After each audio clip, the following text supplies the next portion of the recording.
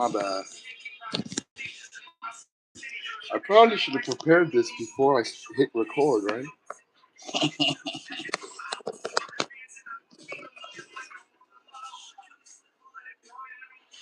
I gotta stay plugged in, so I gotta put it somewhere. Something like that. Why not? First of all, he trails off here. I should record the copyright stream because I don't give a fuck about what songs is about to play. I want to hear music. I just woke up. Shout out to everybody. I guess I'll get my chair. I really don't want my chair. I want to sit on the bed.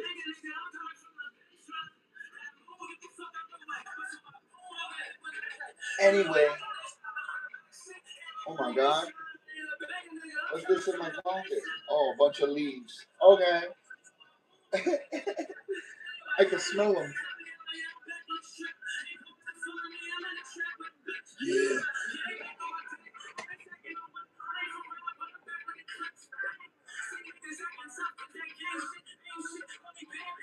Bang shit.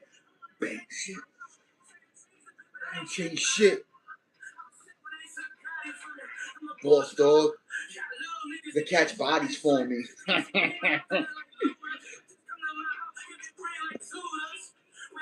We don't play around here. AKs around here. Yeah, I just woke up.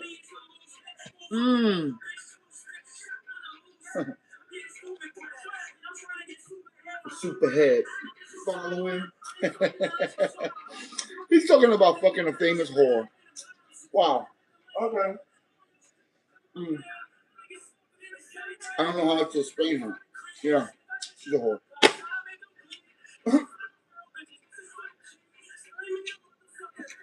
Her name is Corinne Steffens. They call her Superhead. Use your imagination why they call her that. Like, that's her name. Walks into a club.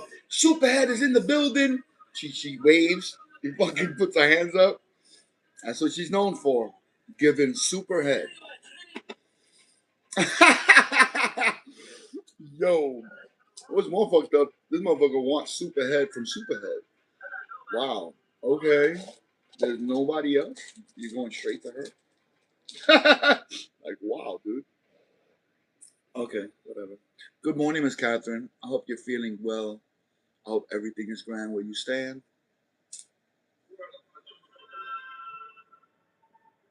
Yeah. Mm-hmm. Mm.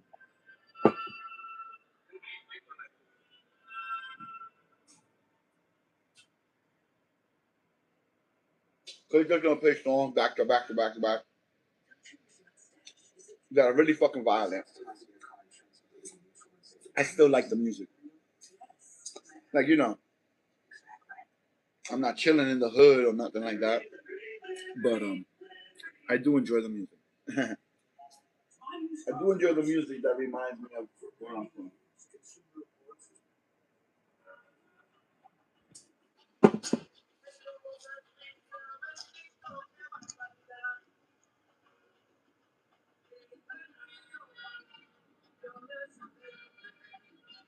Oh shit. That's cool as hell. Shout out to Catherine Lutinsky. She just went to uh, Fort Ward Park in Alexandria. It's like it's where you learn about the Civil War and stuff like that. That's super dope. I always wanted to go to a reenactment where people, they take sides and they take it real serious.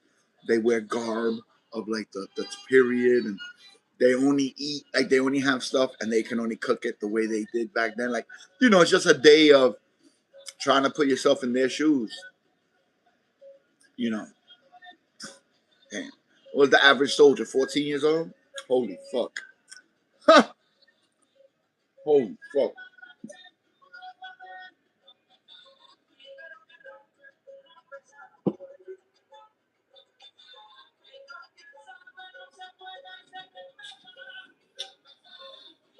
Sorry.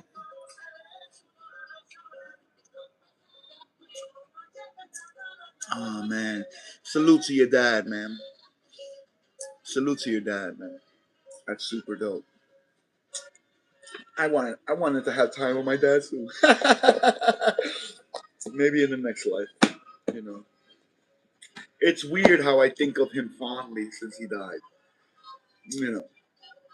Like I always thought of him and wanted to have a relationship, but his actions made it easier for me to hate him. I guess the easiest way to say it. But I don't feel like that since he died. Like I remember everything. Rose tinted glasses. That's the word. That's the word. Gloob gloob. I woke up today, so I'm breathing. I always take that as a win. I always take that as a win. Not everybody wakes up. It's a hard life. I was talking to my mother yesterday. I don't think she ever knew that like I shared needles with people who are dead. She did not know that. She was like, but he's dead. Wait. He had full blown AIDS, mom. And I'm a human being. I get bullied too. You know what I mean?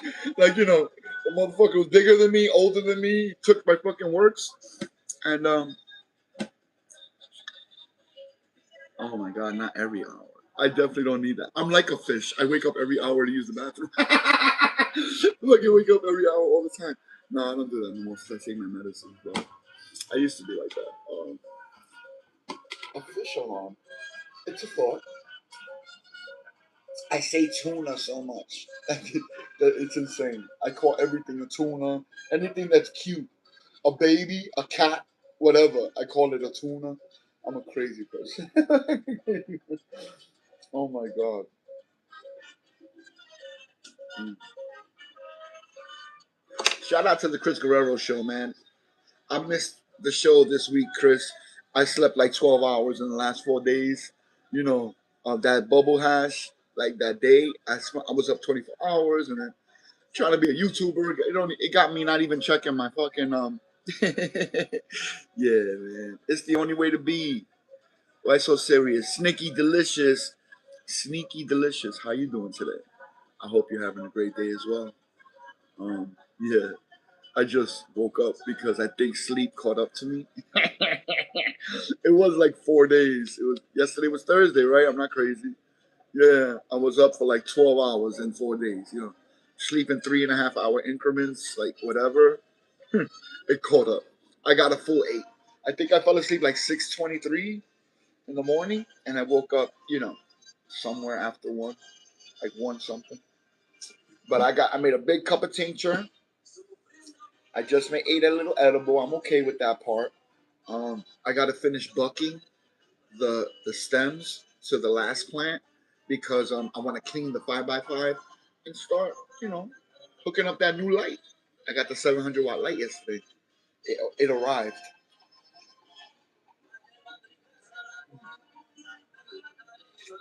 So I want to make sure that I clean the tent. Like anything that could catch dust. I don't got to clean the top of the light because I'm putting a new light. But the fan, humidifier, I like to scrub the walls. Anything I could do to make it as pristine as it was the day I bought it. Especially this time, well, I'm putting all the clones in there, but I definitely have to clean the 3x3s, the same, because I'm doing regular seeds and it's already new, and that's why I'm going back to 3 and 4 plants. Take my time, that way it's not 80 fucking plants to try to sex. It's 5, whatever. I get a boy or 2, I still got 3 to cook, should be fine. Should be great. Oh, Stony TV was really good, man. Cheers, brother. Oh man, the usual suspects are in the building. We're pulling up, baby. We're pulling up. My lady is doing a mock trial. She getting money for it. Okay, it's like an hour or two. I don't know how long it is, but you make like $350 to just sit there and give your opinion about whatever. Yeah, I'll do that shit too. You know, they got a lot of shit like that in Sea Caucus. In the NBA building, there's a building that's like the headquarters for the NBA. But in that building, they do tests. Like they get little kids to play with toys, see if they like. They do a lot of R&D in that building. So I think that's where she got that hook.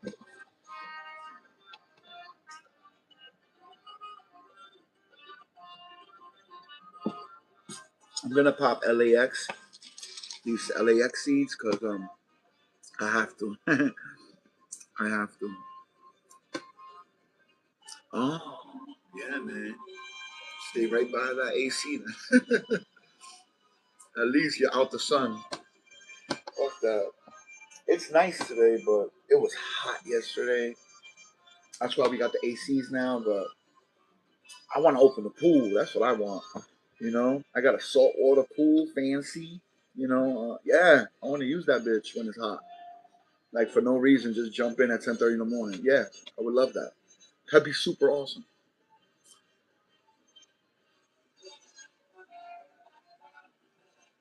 Wow. Yeah. 45-minute walk. Wow. Mm-mm. I kind of walk with a limp. I don't know why. I'm not in pain. I think I've walked like that so long that I can't undo it. I'm trying to lift my leg as I walk, not goose stepping or nothing. I'm not looking, walking that tall.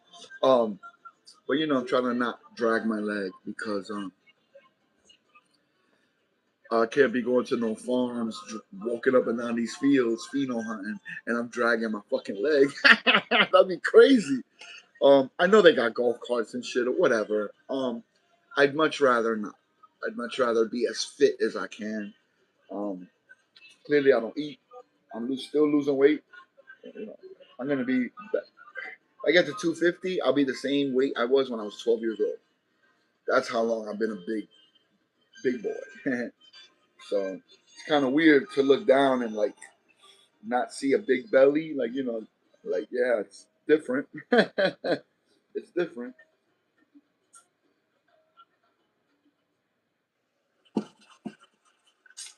And I literally eat edibles all day. That's all I do. When this coffee's finished, I'll make another coffee and I'll have another edible. That's it. That's my food for all day long. That can't be good.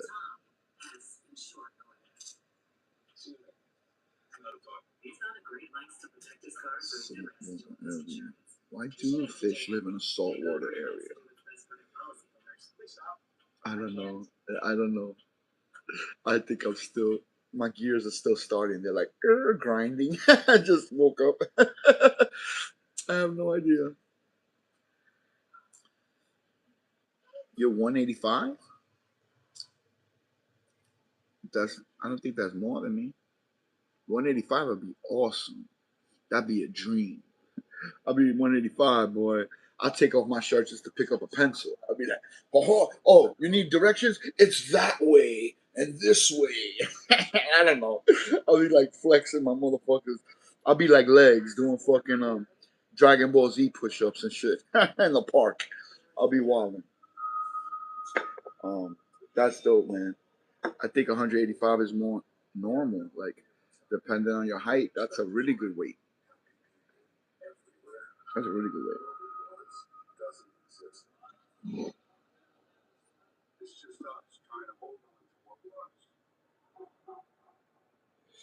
Dude, I saw some shit about it's something called the Y Files. It's with a little fish and the guy AJ and the little fish, right? Um, yo, they had a story the other day that like in August of 2026, we're gonna lose gravity for like 7 seconds, and that the government has known for like forever or some shit. Of course, he debunked it at the end, but just some crazy shit. I mean, they wouldn't tell us if something like that happened because people wouldn't go to work no more. People would be like, "Hold up, we gonna die in 5 months. I'm gonna live my best life. I'm gonna rent the hotel room and empty out the escorts in the fucking phone book. Order all of them. I want every flavor. Like really, people would it would be crazy. Unfortunately, like not many people would just go through the motions and, hey man, somebody gotta mop the floors in the hospital. Let me get to work. Yeah, they're not gonna be doing that. The fucking sky is falling and everybody's gonna die.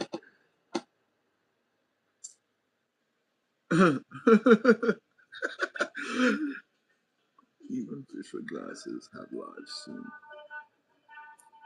The glasses are cool. I wore glasses fourth grade. I don't think nothing of them. I'd rather wear them. I'd rather not be blind. But yeah, I never like got ooh four eyes. He's a geek or something like that. You know, maybe because of where I lived. I had a good shield in schools because I was from the projects. So even though I was a nerd, like I didn't. Yeah, I was good in school and I didn't really do bad things and shit, especially in grammar school. But people couldn't fuck with me because of where I was from. You know what I'm saying? So as much as they would have liked to, maybe, you know, they didn't. I didn't give nobody reason to, other than the fact that I was a fat kid that ate Hershey bars all day long. But you know,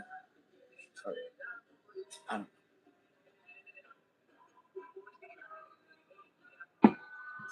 I think about the '80s and the games we played and the way people were. It's a miracle I'm alive. Like really, we did a lot of stupid shit.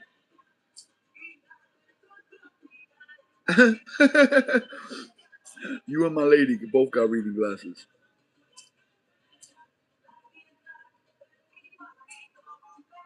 Yeah, I just need glasses to see far. I can see. I actually can't see anything with my glasses on close. Like I have to take my glasses off. So I guess that's the other way of getting old. Yeah. So I gotta raise my leg. It's already swollen. My foot already swollen. I'm not supposed to leave my leg down. I'm not supposed to leave my leg. I'm supposed to raise it up all the time. All the time. That's impossible. Who lives like that? That's crazy. But yeah, it's kind of swollen. For it being this early, it's kind of swollen.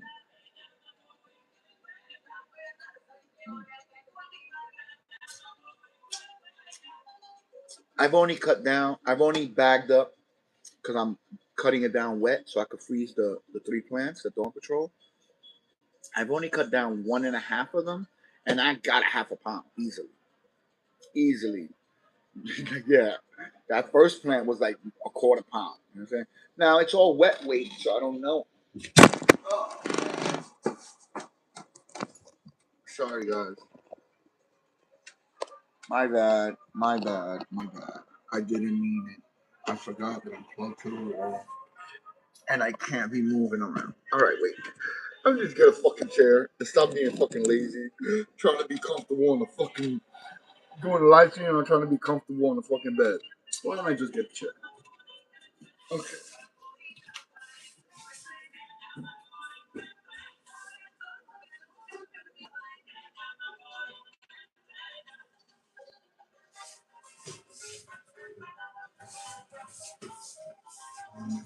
Okay. Now we're working with power. This is the trim bin that I've been using. I don't know why it's not gonna catch any trichomes. Everything's wet. Like it's not. I just don't want to throw. I don't want to have my plants just laying on top of a table. So I use the trim bin to like, I don't know, put the stuff in. You know, I don't know. Damn, it's bright as hell behind me.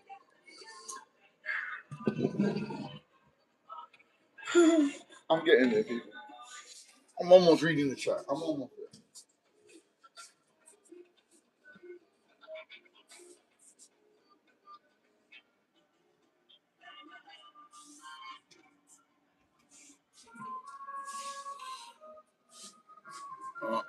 That's about as good as it gets for right now.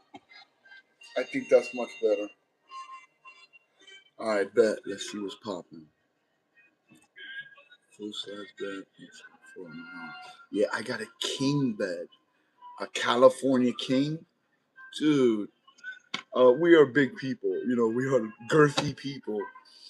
That bed is like huge, you know, huge. Oh, Jesse Agel was really good. I'm just learning how to use Discord. Like I first used it for levels, I won the 30 seed pack or whatever, and then I don't really know how to use it well, but I'm learning little by little. I'm able to use it. Matter of fact, I got like um Jeff from Growing Old hooked me up. He hooked me up. He got me like a 3 month little package so I could use it for free. I'm just yet to like do it. 906 Grown was really good, man. I hope everybody's having a great day, man. Real talk. I kind of just woke up. you know. Oh my God, that's very kind of you. I got many months already. I got 3 months, and I think Andrew said he was gonna hit me off with a month. Because I'm doing the show next week, the 29th. We're gonna do comics, cards, and cultivars. And then we're gonna talk about comic books and all the stuff we collect. He does Pokemon and comics, whatever. I think it's gonna be dope. We might get to cultivars. We might get to the third one. We might. Maybe. You get in on a bean giveaway. Okay. Okay. Today's the 17th, right? Oh my God. Okay, so I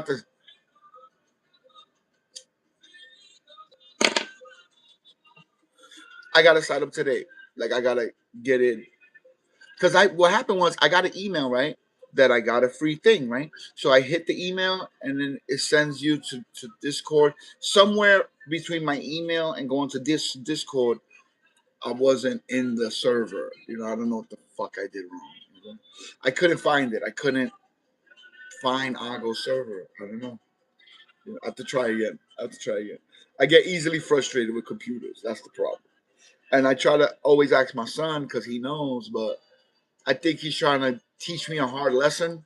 Like you got to learn on your own, Dad. Like you can't always have help.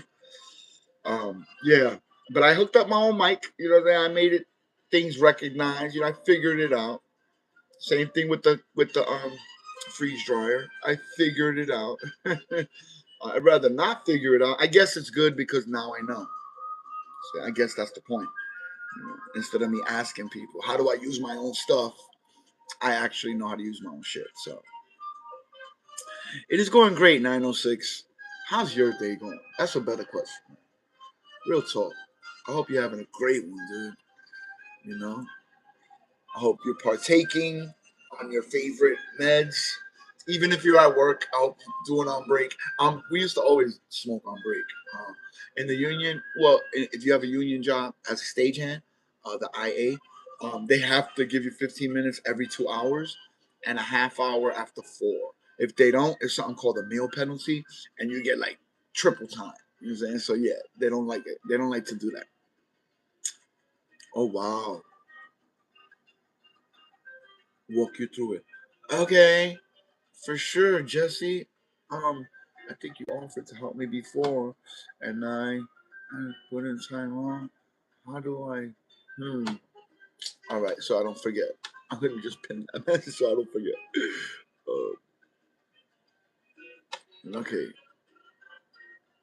Uh, yeah, I won't forget. Jesse. Drag.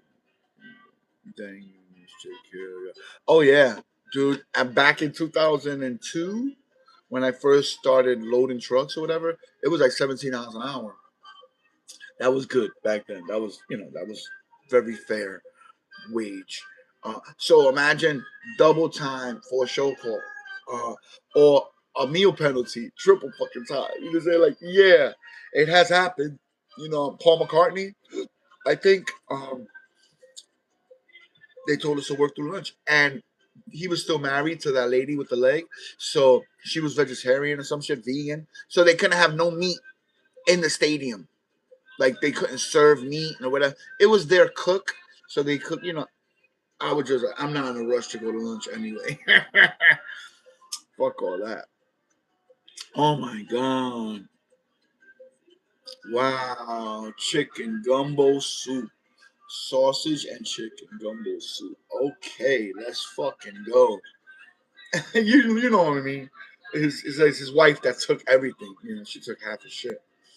But she was there, yeah, whatever. Whatever. But yeah, we got paid through for a meal. It was the only time I ever got paid for a meal penalty. because again, they don't like to do it. They don't like to do it. But yeah, union is cool, man. I remember one year without working at the sound shop, like without working 40 hours a week, I made like $100,000 just going like to North to the NJ Pack or the Harms Theater in Inglewood, just all around, even New York, even Broadway, off Broadway shows, vagina monologues. I helped tear that down. Yeah, man, any job, any job. I just wanted money because I was just about to have a kid. My son was born in 2003. So that summer, 2002, I had no prospects. I was 24 years old, um, about to have a kid, and God said, "Blessings. You might need this. A good job, a good career, because it wasn't a job. It was a career."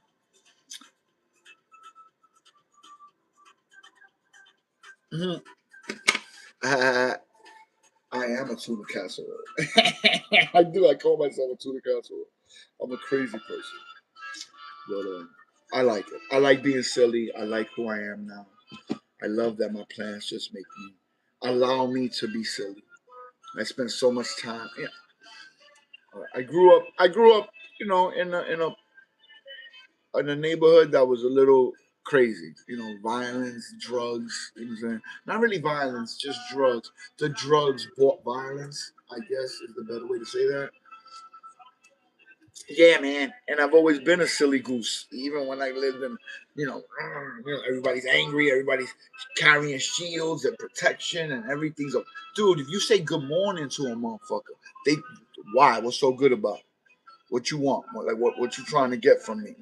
Yo, you can't even say good morning to a motherfucker, dude. It is insane. You know what I'm saying? Like, it's too much. I think about it, and I don't like it. I don't like, you know. I like that when I go around, people light up. You know what I'm saying? ID, the hardest of motherfucking teardrops or whatever. ID was really good. It's all smiles, all love, because people thought I should be dead. I shouldn't be alive. So that's why I smile so much, because I'm just glad to be here. Really, really. It's very disconcerting when you talk to people and they be like, "Dude, I thought it was over for you. Like, you wasn't coming back. You know what I'm saying? You was out. You was a zombie. You was. It got you. The beast got you. You know what I'm saying? One of many great soldiers that fell victim to this shit. And I guess no one ever thought I would climb out of it. So that's why I'm so happy all the fucking time. Oh, oh, oh, wow. That actually sounds good. I like my noodles al dente though. If they're like soft, I don't like noodles pasty. I like al dente. I like it barely cooked. Like, like it don't have to be hard. Like, I don't want that. But I like it. I don't know. I like it to have a little bite to it. I don't like mushy. You know, not a big fan. Oh. Wow. I want to make noodles. I see them, they put the flour and the egg, whatever, and then they put in the thing and it comes out fideos. You know what I'm saying? Like, uh, linguine ones or whatever you want to make. I don't really like spaghetti, but I like linguine. I like, I like anything with bite. You know what I'm saying? I don't know. I don't know how to explain it, but, you know, I'll even eat green. Um, Sometimes there's green fideos, green pasta. Maybe they're made with vegetables or something. I have no idea, but they're fine. I've had them. They're perfectly fine as long as they cook the way I like to be. Al dente. There's a spot in Jersey City on no, it's not Marion. Mallory. It's on Mallory. Um, Marion's not a block. Marion's a project. It's on Mallory, and it's a cop spot. It's like an Italian restaurant, but cops frequent it a lot. You only see double park, and it's all narcos and shit like that. But yeah, I'm not a big mushroom guy. The funny money ones or regular ones that you eat. Yeah, I'm not a big mushroom guy. Last time I ate mushrooms, I was crying for 3 hours. I had the best conversation I ever had with my son, and then my lady walked in the room, said one sentence, and I bawling, like, like crying, like, you know what I'm saying? It was about my father. That's it. I was mad. I was sad because he had got his legs amputated, and I couldn't fight him. Like I can't like have a fair fight. You know what I'm saying? Whatever. What the fuck was I talking about, dude? I got a lot of fucking issues with my dad. That's why when he died on my birthday right now this year, it was like wiping the slate. Like I said, I think about him now, and I don't think about him the way I used to. He's dead. Should rest in peace, man. I made a prayer for him. I actually cursed in my prayer. I noticed when I stopped praying, when I finished the prayer, I'm like, oh shit, I just cursed at St. Peter. I said, dude, I said, St. Peter, if you're giving him any shit to get into heaven because of me, don't. You know, God made us all to have faults. And he had many, but he's dead. You know, he deserves to rest in peace, you know, eternally. So if you could do me a solid, man, don't give him no shit. And then when I blessed and I finished, it hit me. I'm like, oh shit, I cursed. I cursed while I was praying. Whatever. I told that to somebody who her father's a priest, and she says, well, you know, I learned from in her experience that God wants you as you are. And he don't want you to be phony. He's like, you know how many people do prayers and they don't curse, but they're really, you know, evil, hollow people who you know don't do, you know, whatever. You know that he wants you as you are. You know, he don't want you to be, you know, you're imperfect. That's why you need his guidance. And you know, I guess she was making sense and shit like that. Um, yeah, it's weird. It's hard. It's because I believe that there's something. I just don't know that it's Jesus. Okay? Like I don't know. I'm not saying I'm not. Is that all right? So on the island of Borinquen, there were a bunch of fucking Indians. They were called Taínos. I'm pretty sure they had their own religion. Who's to say they were wrong? Just because the guys who landed had better weaponry and forced them to use their religion. You know, like that's all I think. I think way too fucking much. That's the fucking problem. So you know, and then that's why they got a thing called Santeria, Brujeria, which is witchcraft. But in Puerto Rico, what they did was, motherfuckers, they took the statues of Mary and Jesus, whatever, and they put their gods as that statue so they could still pray the way they wanted to and do. And but then it got crazy. Santeria and brujeria is two different things. Santos wear white. They usually they do witchcraft for good and shit like that. Brujos, yeah, I don't want no parts of them. See, I don't fuck with shit I don't understand. You know what I'm saying? So, you know, yeah, I'm good. I'm growing weed. I'm growing my plants. I don't want to fuck with shit I don't know. One time, one time I went to Brooklyn as a teenager, and there was a guy who was like, you know, that he had the gift or whatever. He could like, he could just like see your aura, like if you were gonna do good, bad, or indifferent. You know, I don't know. Kind of gave words of wisdom and shit like that. I walked in the motherfuckers in the spot. I was with Pookie. Somebody, Pookie got read by my man or whatever, and I wasn't there for that. I was there with my man. And when I walked in or whatever, this motherfucker gonna act like it got cold in the room. Like, you know, like I'm a fucking problem. You know what I'm saying? He just said he said bad things. You know, not great things that I was gonna be a party to, I guess. You know, you're gonna bring a lot of pain to a lot of people. Like, you know what I'm saying? I'm like, okay, thanks. Can we go now? Like, wow. Like, thanks. That's great. Great to know. You could have just kept that to yourself, dogs.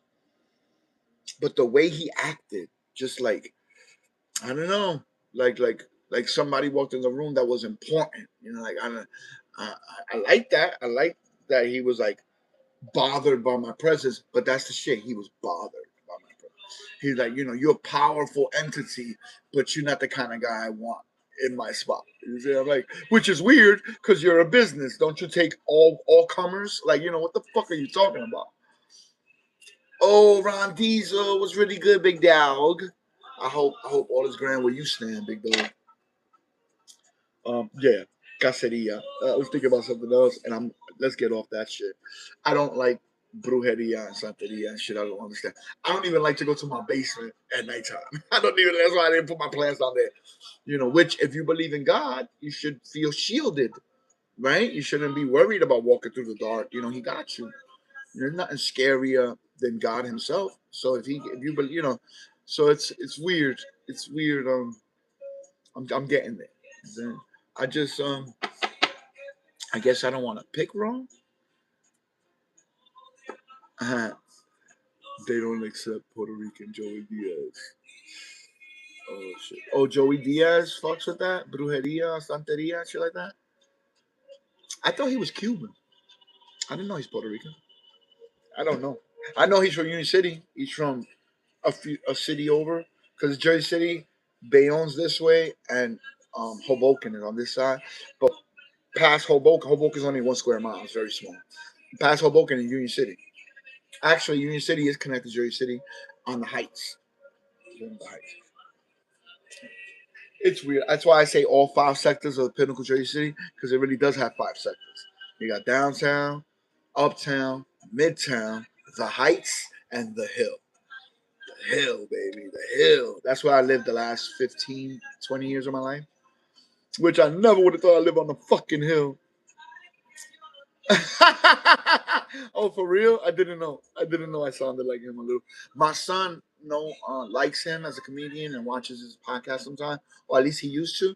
And he used to tell me, "Dad, you got stories like Joey Diaz, bro. You should do that. Like you should tell your stories." I'm like, I don't know if I'm in a rush to talk about, some of the shit that I did, but I guess I don't care.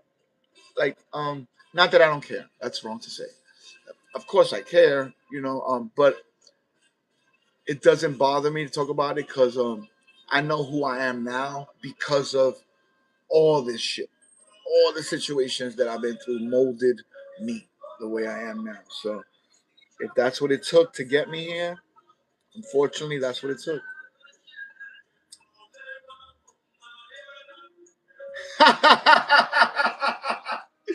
Oh, that's funny. Yeah, yeah. People think I'm from New York everywhere I fucking go. I go to Puerto Rico as a little kid. Like, wow, you from New York? No, no, no, I'm from New Jersey. Wait, how's the Statue of Liberty? No, no, no, I'm from Jersey City, New Jersey. Yeah, how's the Twin Towers though? That's just big, right? I'm from New Jersey. Nothing to do with New York. Yeah, they don't get it. All they know is that when I come outside, I see the Statue of Liberty. I see the Twin Towers. Like they just know that New York is my backyard. So they're like, wow, like how's that out? It was different in the '80s. They taught English in schools out there because when I went to Puerto Rico every summer, my cousins knew English very well. But I don't know now. Last time I went was 2023. My great grandparents are no longer alive. They lived to 100 years old, boy. My great grandfather smoking Marlboros, so he's 98 years old. That motherfucker's a beast. The Rosario, that's their last name. Rosario. Oh, you got the Slimer popping already? Oh, wow. Go ahead, Ron D, man. Yeah. Yeah, we're going to get there. I think I've been drying for about 4 days. You figure I washed Sunday, Monday, I cut them down. Um, yeah, they've been down there since Monday night. So it's been 4 days Tuesday, Wednesday, Thursday, Friday. Yeah, it's been about 4 days, 3.5 days or whatever. Yesterday was higher than I would have liked. It was like 57 degrees. I was like, what the fuck? I've quickly changed that as good as I could to get it close to 50, because it was 49 degrees that first day. Yeah, I know, like, anyway, THC has said, low temperature slows the degradation of the terpenes or something.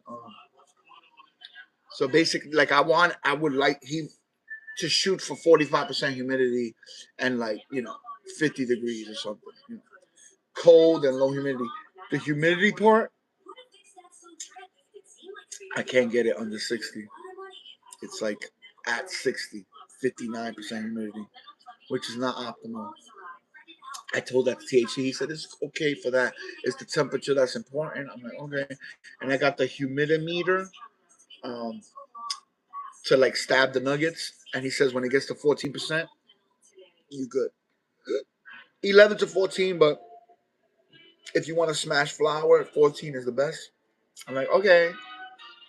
So I'm gonna try that one. So no curing, no burping. If I'm gonna dry for 7 to 10 days, and then I'm gonna burp for another 10 days, that's 20 fucking days.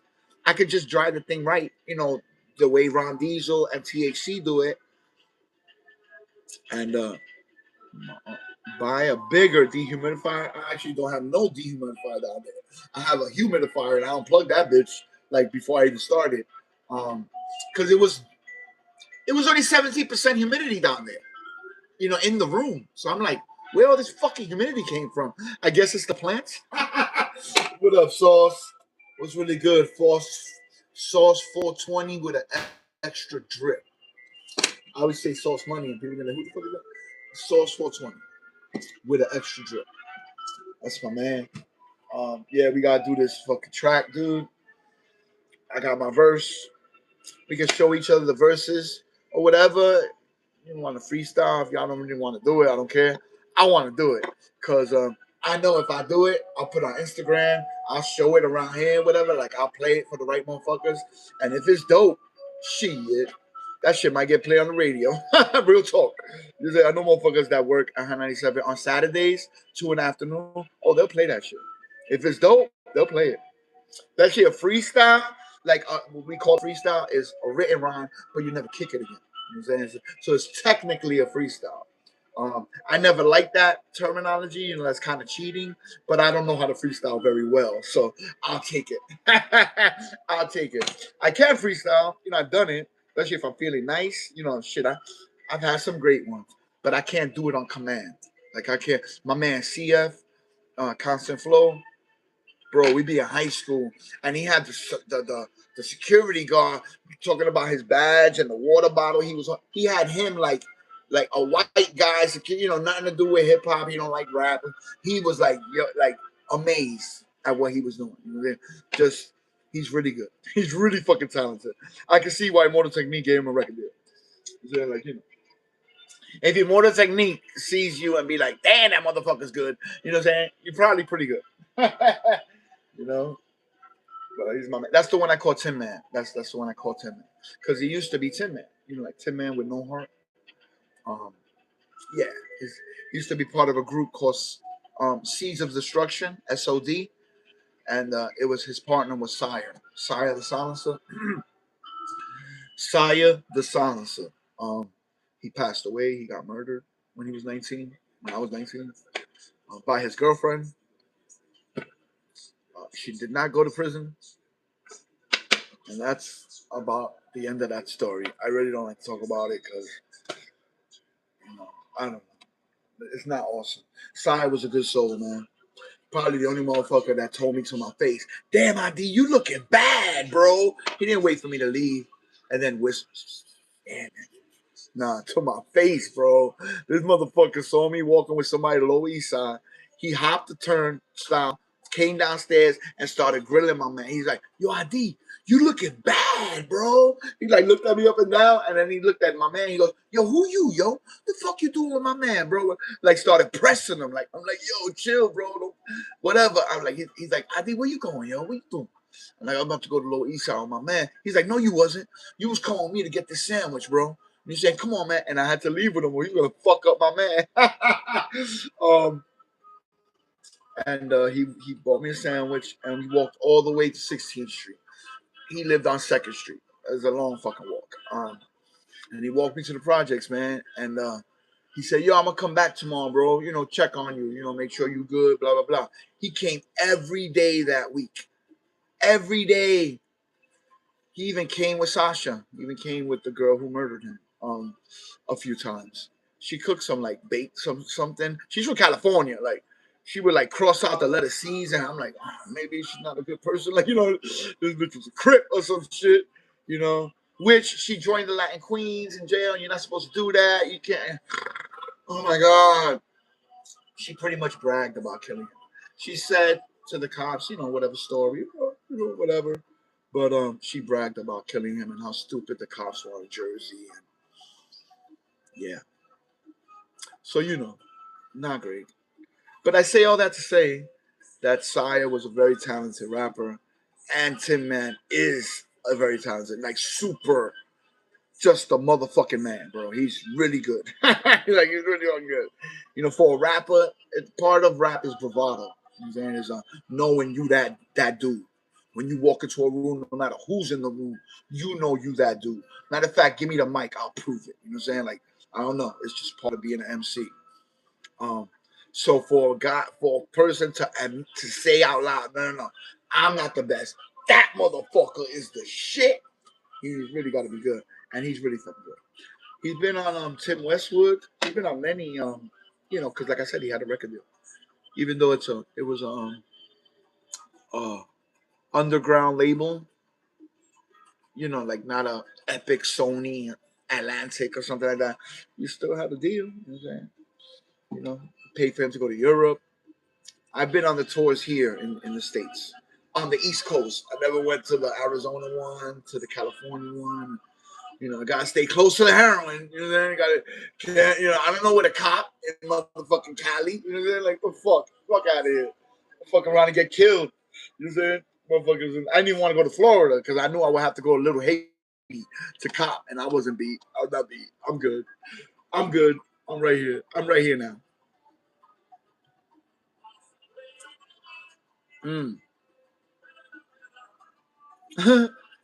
Yeah, I thought so too. I feel like I don't know. I feel like my lady's getting shorter. She wasn't always 5'4" to my recollection. Like you know what I mean? Like I don't know. She's older than me. Jay's like 50. She's 6 years older. I don't know.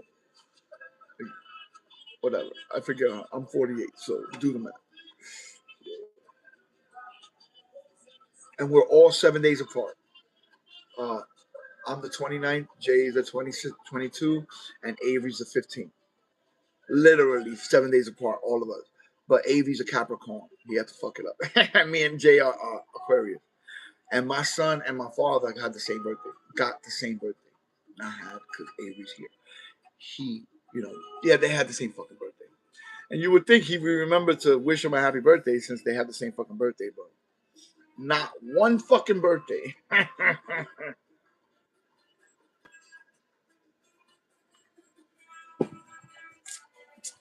think my dad meant well. Like he wanted to do what he said he was gonna do. He just never did. Like I said, in the next life, we'll get there. Why don't I know what my cigarettes are? Oh my god. Definitely gotta stop smoking cigarettes. It's not great. Ooh, I've been collecting seeds. Back to Ready Low Grow. Let's keep it on the grow. I've been collecting seeds from the Dawn Patrol. And remember, I found the pod on the Daydream, and I burst it over, and then all the three fans, yeah, they all got seeded. But I kept them. There's tiger stripes. THC said that means that it happened early in the cycle, that if they got tiger stripes. But some of them look white. I don't know why, but I kept every seed I found. I don't know. It's probably like 30 of them, maybe even 50. I have no idea. But I want the ones that I get from Frenchie, if there are any. What I do is I take the ones I can see, on the top colas. I see one or two poking out. And at the bottom, there's like a pod. It looks like a pod. And in the pods are seeds, with like one or two on like all of them. So I'm taking them from where I can see. I'm trying not to mince it up to like look for every fucking seed. Um, but I figure Frenchie, because she's the biggest one. She's 2 feet taller than the rest. She's so frosty, like purple fucking frost. It's not purple, it's white, but it has a purple tinge, heavy. Um, if something good's gonna come out of these herm seeds, it would be those. So I'm gonna make sure to keep those separate. That way I know which one came from Frenchie. Could I?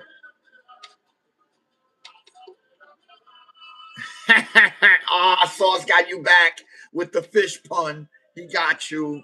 Wah, wah. Listen, my powerful. They don't listen.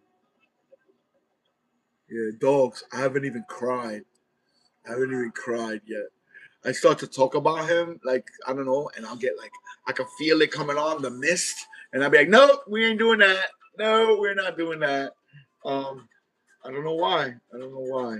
I know why. It's because I didn't cry when my grandmother died. Like, I was mad at myself because, little cousins crying. Like, she raised all of us. We're like brother and sister, me and my cousin Demi and Booby. But I didn't cry.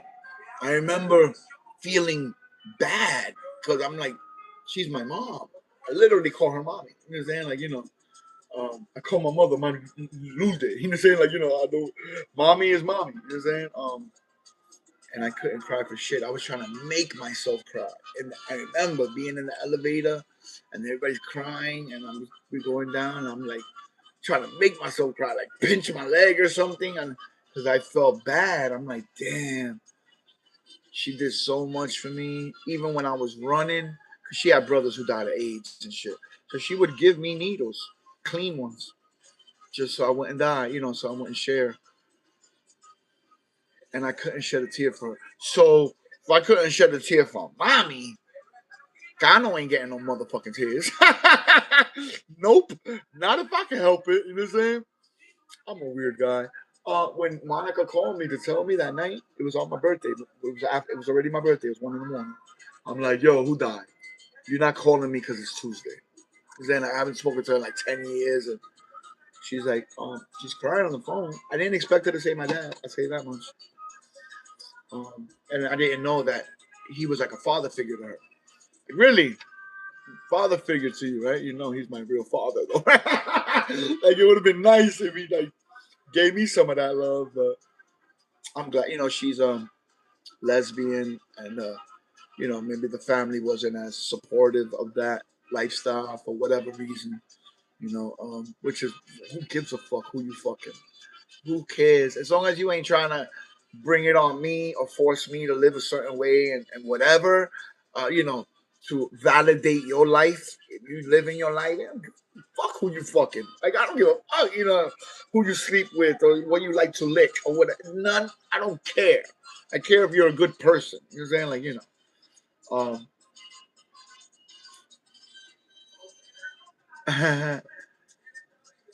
oh, yeah? I guess I should let it out. But like I said, I feel bad. I feel like somehow I'm backstabbing mommy. Like, she'll be like, damn, you shedding tears for him, but you couldn't share none for me. Like, yeah, I don't know. I don't know if I can do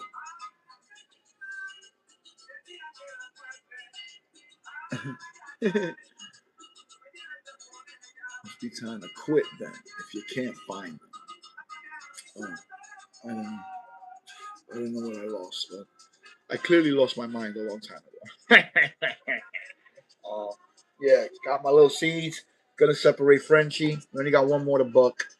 I'm putting the shit out in the refrigerator out there, because there's no food in there. I don't want there to be any food, and I'm ordering the 5x5. I'm making an artificial cold room. I'm gonna put a 5x5 out there. Got 150-foot holes, so I can have a spit. I can whip. I'm not confined to the thing. I learned from my little first run what I could utilize to make it a better collection.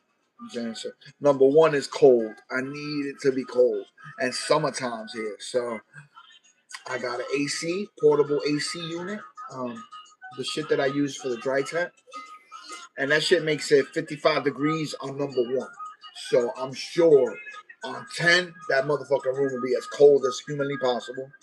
Um, I got the ice cubes from Sonic. It's right up the way.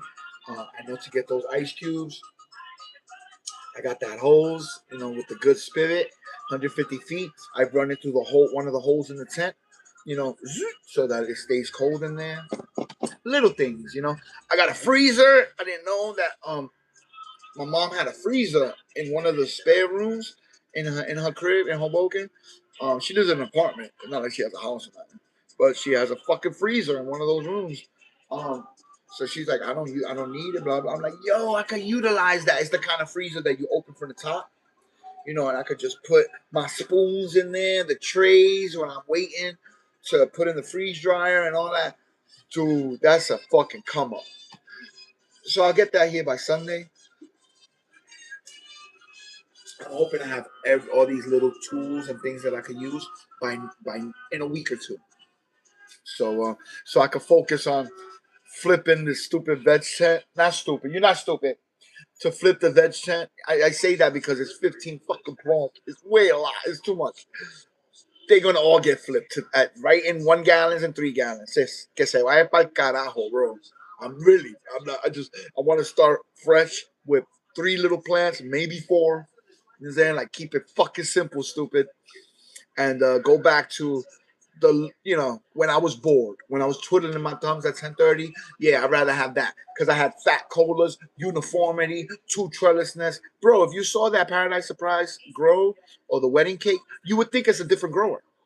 You'd be like, that's not ID because that motherfucker be having his shit leaning on the wall and all. It's just all over the place.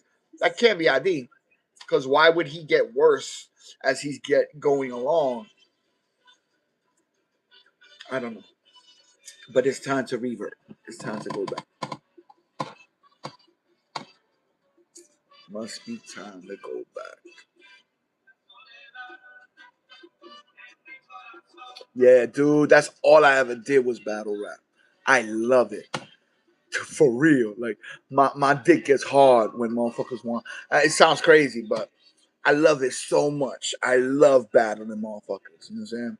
Because I like to embarrass people. I like people to underestimate me, look at me like, who this guy? Whatever. The first time I went to EO Dubs, end of the week in Lower East Side, and I rapped because I was there many times. Nobody knew I could rap. They just thought I was CF's friend. They just thought I chilled with him, man, or whatever. And I grabbed the mic and I did a verse. Bro, the host and the security and the bouncer in the front, it was snowing. They ran across the street. They were like, yo, we ain't know you rap like that. Like we just thought you was his boy. You the gunman. You was there protecting him or whatever. Like we didn't know that you rapped. Yeah, it's pretty cool. Pretty cool. Yeah, I've been known to spit a verse or two. I like it. I like it. I've always liked it. When I found out I could rhyme, I didn't know I could rhyme. 7th grade, I did the talent show with Jay Jordan, and when we kicked our raps to K and them, to the motherfucking hustlers, you know, um, Lord K, whoever the fuck was on the corner, the big dogs. Um, I remember they didn't even care about his rap. He kicked his rap first, whatever, and they were just still looking around for cops. They're not really paying him mind. I started kicking my rap, and they were like, they all turned and they were like, they couldn't believe it, And then they jumped off the wall or whatever. They're like, yo, Kike, next time you gotta rap about 16th Street, bro. You got like they're telling me what to say or whatever. Like they want to be in the song or whatever. I just kicked it, and I didn't. When I got that feedback, that kind of response, it got good to me. I liked it. I didn't know. I didn't think I could rap. I didn't. I didn't go into it thinking I could rap. Um, but I wrote 1 or 2 little raps, like 2 or 3 raps that I kept kicking all over, and I memorized so much so that motherfucker started setting me up for battles. And my rhymes was good, was working. You know what I'm saying? I was getting there, And then I would write more rhymes to be ready, because I felt like the motherfuckers on 4th Street, they just kept on trying to make me battle people so I could get embarrassed. I don't think they wanted me to win. Like looking back, whatever. Who knows? Who knows? I could be wrong. I could be reading into shit that wasn't really happening. But yeah, that was the thing. Shit, they brought me to Battle Science Hitman together one time. Who does that? Who battles 2 people at the same time? And then and as good as they are, you knew they were that good. Why'd you walk me into that goddamn shrapnel laden room? Like, what the fuck is wrong with you?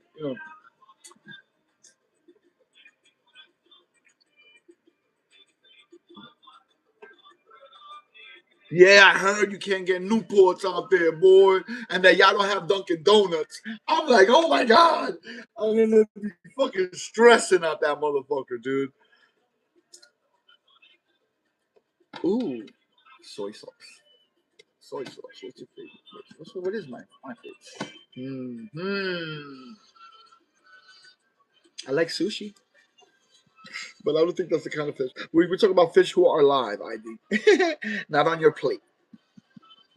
Dude, I had that shit once, sushi in a roll with sake, and it was hot. We were in a place downtown Jersey City. I told you it's very gentrified now. It's very shishi fufu. You know what I'm saying? Like, yeah. You know what I'm saying? So fuck it, my man Sarge. That's how he rolls. He works for Merrill Lynch, computer. Latino cat. I think he's Filipino and Puerto Rican. You know what I'm saying? And yeah, man, he just know. He's that kind of dude, fly cat that just gets in many circles. You know what I'm saying? First time I went to like an upscale party where like, you know, not a black tie event, but people are dressed nice, 16 long table, 3-course meal, like whatever 5 courses, was at his house, was at his crib, man. Not many people throw private events that are so lavish, good time and good people, good vibes. He's just a good guy, you know what I'm saying?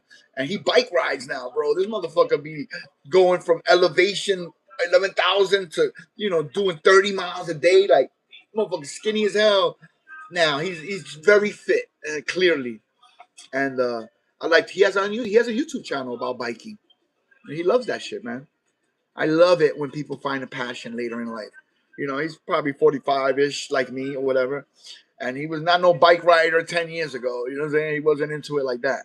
I'm sure he worked out and was a fit guy, but he's all in with this bike shit. He got his own. He made his own bodysuit company or some shit. Like, yeah, man, he's really doing that shit, man.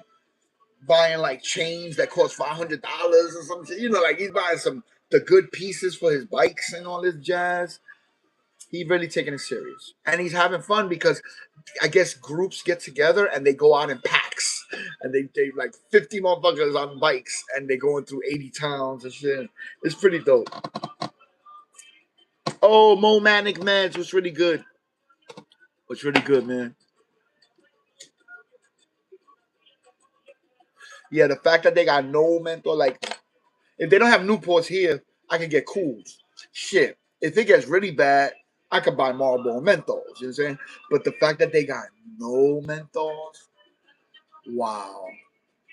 I know it has fiberglass. I know menthol's bad for you. That's probably why they don't sell it, because they don't want to knowingly be selling shit to the product that's the public that's killing them. But it's all killing us. Everything we do is for killing. The minute we're born to die. Our skin cells are already dying. Like I hate to be like that, but it's true.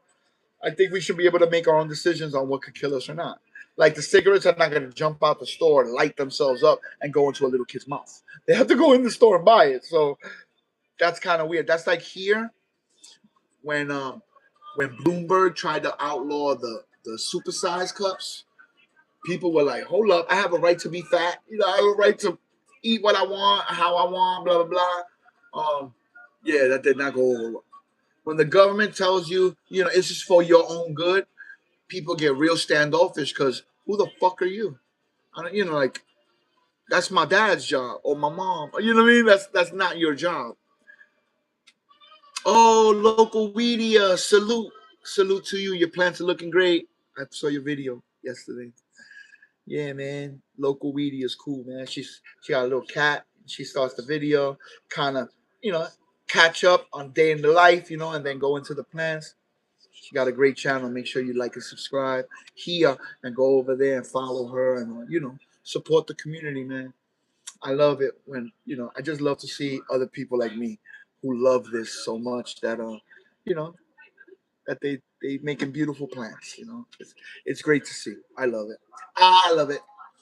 But yeah, we've been bucking for almost 2 days. I was moving a little slow because I was kind of not sleeping. Apparently, being a YouTuber took all my time. I used up all my time on the StreamYard thing. Um, my lady said we could buy it, $20 a month, so I could have 9 people and whatever, whatever. I was gonna ask people like, let's chip in, like let's like 2 or 3, and we could like chip in and get a year, and then we could share that thing. But I guess it's just easier to get it myself than to do all that. Because what if I'm using it, but they want to use it at that moment? And I'm thinking like Netflix or people that have Disney Plus. That's what my lady does with her friends. Like only one person has it, but everybody uses the code. I think they got hip to that shit. Mmm. Wow. Yeah, I knew it too, Catherine, without even knowing. I'm an Aquarius too. Yeah, yeah, yeah. What are we, the water bearers? I get confused with all that because they're the water bearers, but they're also an air sign. Plus, I want to say all that shit is horse shit because it's really not. There is some truth to um, the moon affects people's mood. Ask anybody that works in a hospital or motherfucking cop. When there's a full moon, they know it's gonna get crazy. The moon affects the tide. The moon affects the moon. It's frequency, so it affects us. We are humans, are built on frequency. You know what I'm saying? So, yeah, you know what I'm saying. The stars, the moon alignments. I mean, it's not gonna put a gun in your hand and make you murder your mom. Your mom. You know what I'm saying? Like, not gonna make you do anything, but it could explain a lot of your mental state at that time and whatever. And then if you really want to think about it, none of the stars are where they were when they created it. So like Aquarius isn't Aquarius. It's really Scorpio. I'm just picking names. Like the things weren't where they are now. So like that's why I'd be like it's kind of horseshit. You say because that's not where Aquarius was when they wrote all this shit down the first time. You know what I'm saying? Like, I don't know. I think way too much. I'm so smart it makes me stupid. Like really. I can't make decisions. I overthink everything. If we're at IHOP and motherfuckers say what kind of syrup, that's a 20-minute fucking venture through my brain. Wow, 6 syrups? Damn, we gotta think about this. You know what I'm saying? Man, I'll go crazy. I go crazy.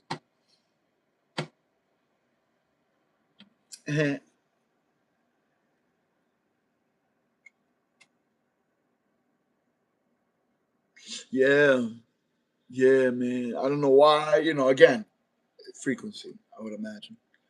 Dude, there's like 80 different tribes. I know there's a Zulu tribe in Africa, and one in like the Andes, whatever. They talk about a time where the moon wasn't there, where there was no seasons. Um, yeah, that's crazy. That people on different sides of the planet remember a time where there was no moon.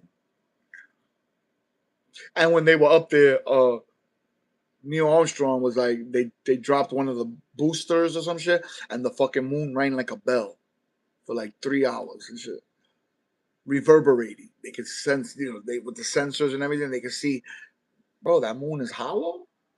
What the fuck is going on right now? So much so that I think they tried it again on purpose, a second time, and yeah, it rang like a fucking bell. You notice all the potholes on the moon are not deeper than any other. They're different sizes, big, little potholes all over the place, but none of them are deeper than like a certain amount.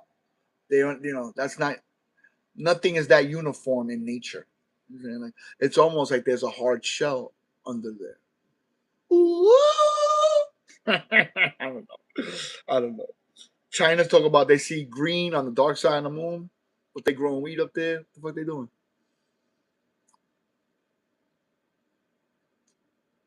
See, look, Sauce knows shit.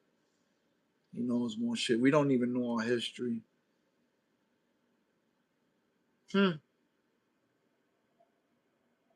Hmm. That's a very good question, local media. I wonder who has the deepest crater, us or the moon.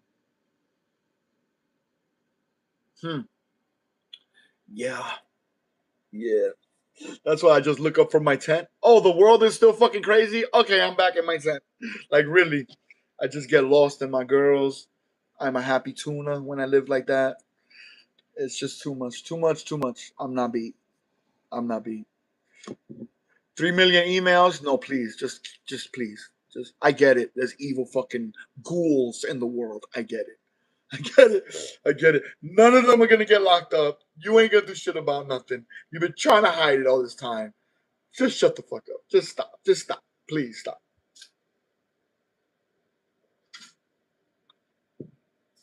I'd love to see it. Like the Lizard King and BB Netanyahu and Miriam Adelson, like all handcuffed, walking down a chain gang. I'd love to see it. It'd be great. You know what I'm saying? But it's never gonna happen. It's not gonna happen, bro. You know what I mean? These people got money, they got power. That's why they could buy islands and do nefarious shit, you know?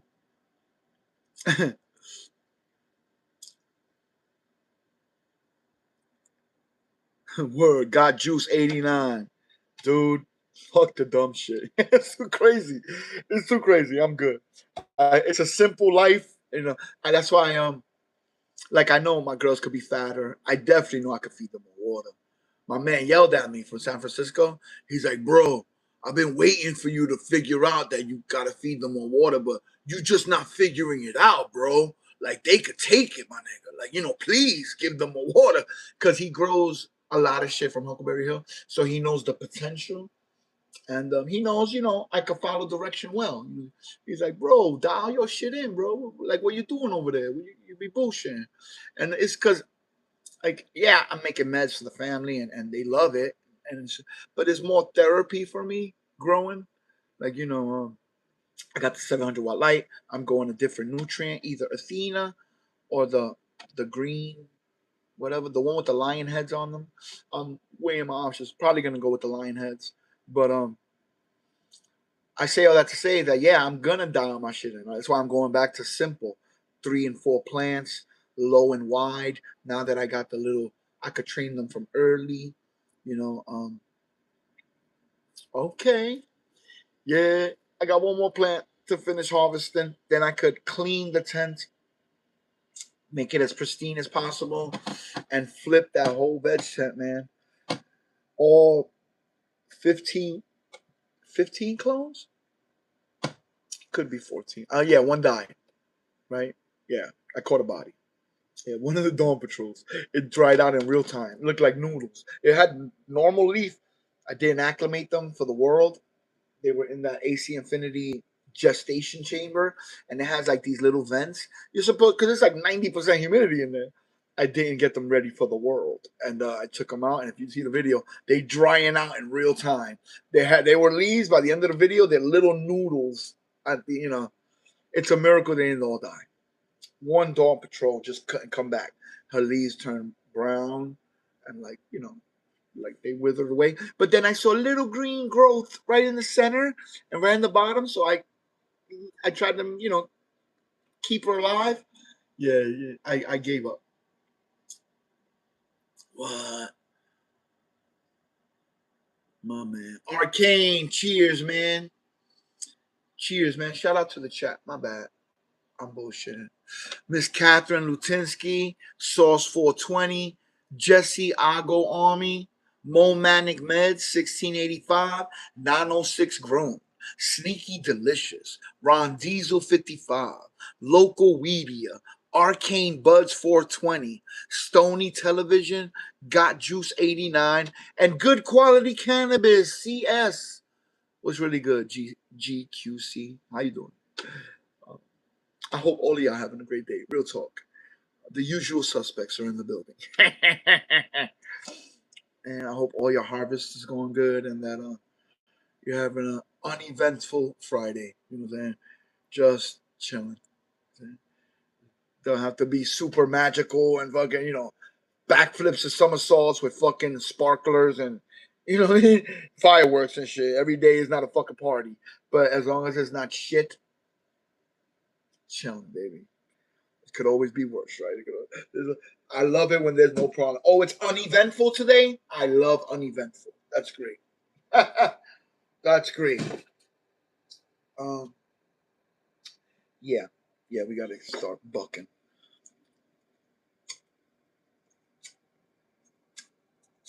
Mm. I To me it smells like gas. The fruity gas or whatever, right? It's like a fruity gas. My girl says she smelled candy. My lady said that she smells candy coming up the stairs. She's like, bro, it smells like candy. I'm like, yeah. I put the flower to her nose, and she was like, wow, it smells like Skittles. She doesn't mean the weed. She doesn't know what the weed smells. She meant the candy. You know what I'm saying? Like a package of Skittles. I'm like, okay, if that's what you smell.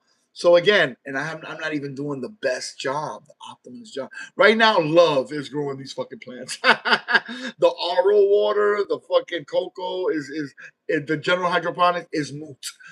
Love is keeping these motherfuckers going through. Wow. Oh, I'll be going live for a special blind. Oh, it's gonna be Blind Neil's birthday. That's what's up, man. I definitely gotta pull up. Christopher Mobley, cheers, man. Hope you're having a great day, man. Yo, man, so many fly people in the community. I can't wait to get better at this bubble and crush rosin. That's really what I'm looking forward to. That's the end result. That's what I want. I want that rosin so I could play with, whip it. Maybe if I get something that's tacky enough, flip like do it like taffy, make it turn silver or gold or something. Like I want to learn how to do diamonds. I want to learn how to make piatella, all that shit. You know what I'm saying? Like, yeah, concentrates is the wave. And apparently up here where I'm at in the New York City tri-state area, there's like three motherfuckers that do it well enough that they get jobs. They get job offers. Can you come to my farm and wash these 1,000 plants or whatever? Um, so, how is it? Did you finish? All right. Um, yeah, it's gonna be great. I can't wait. I can't wait to fuck with it. Um,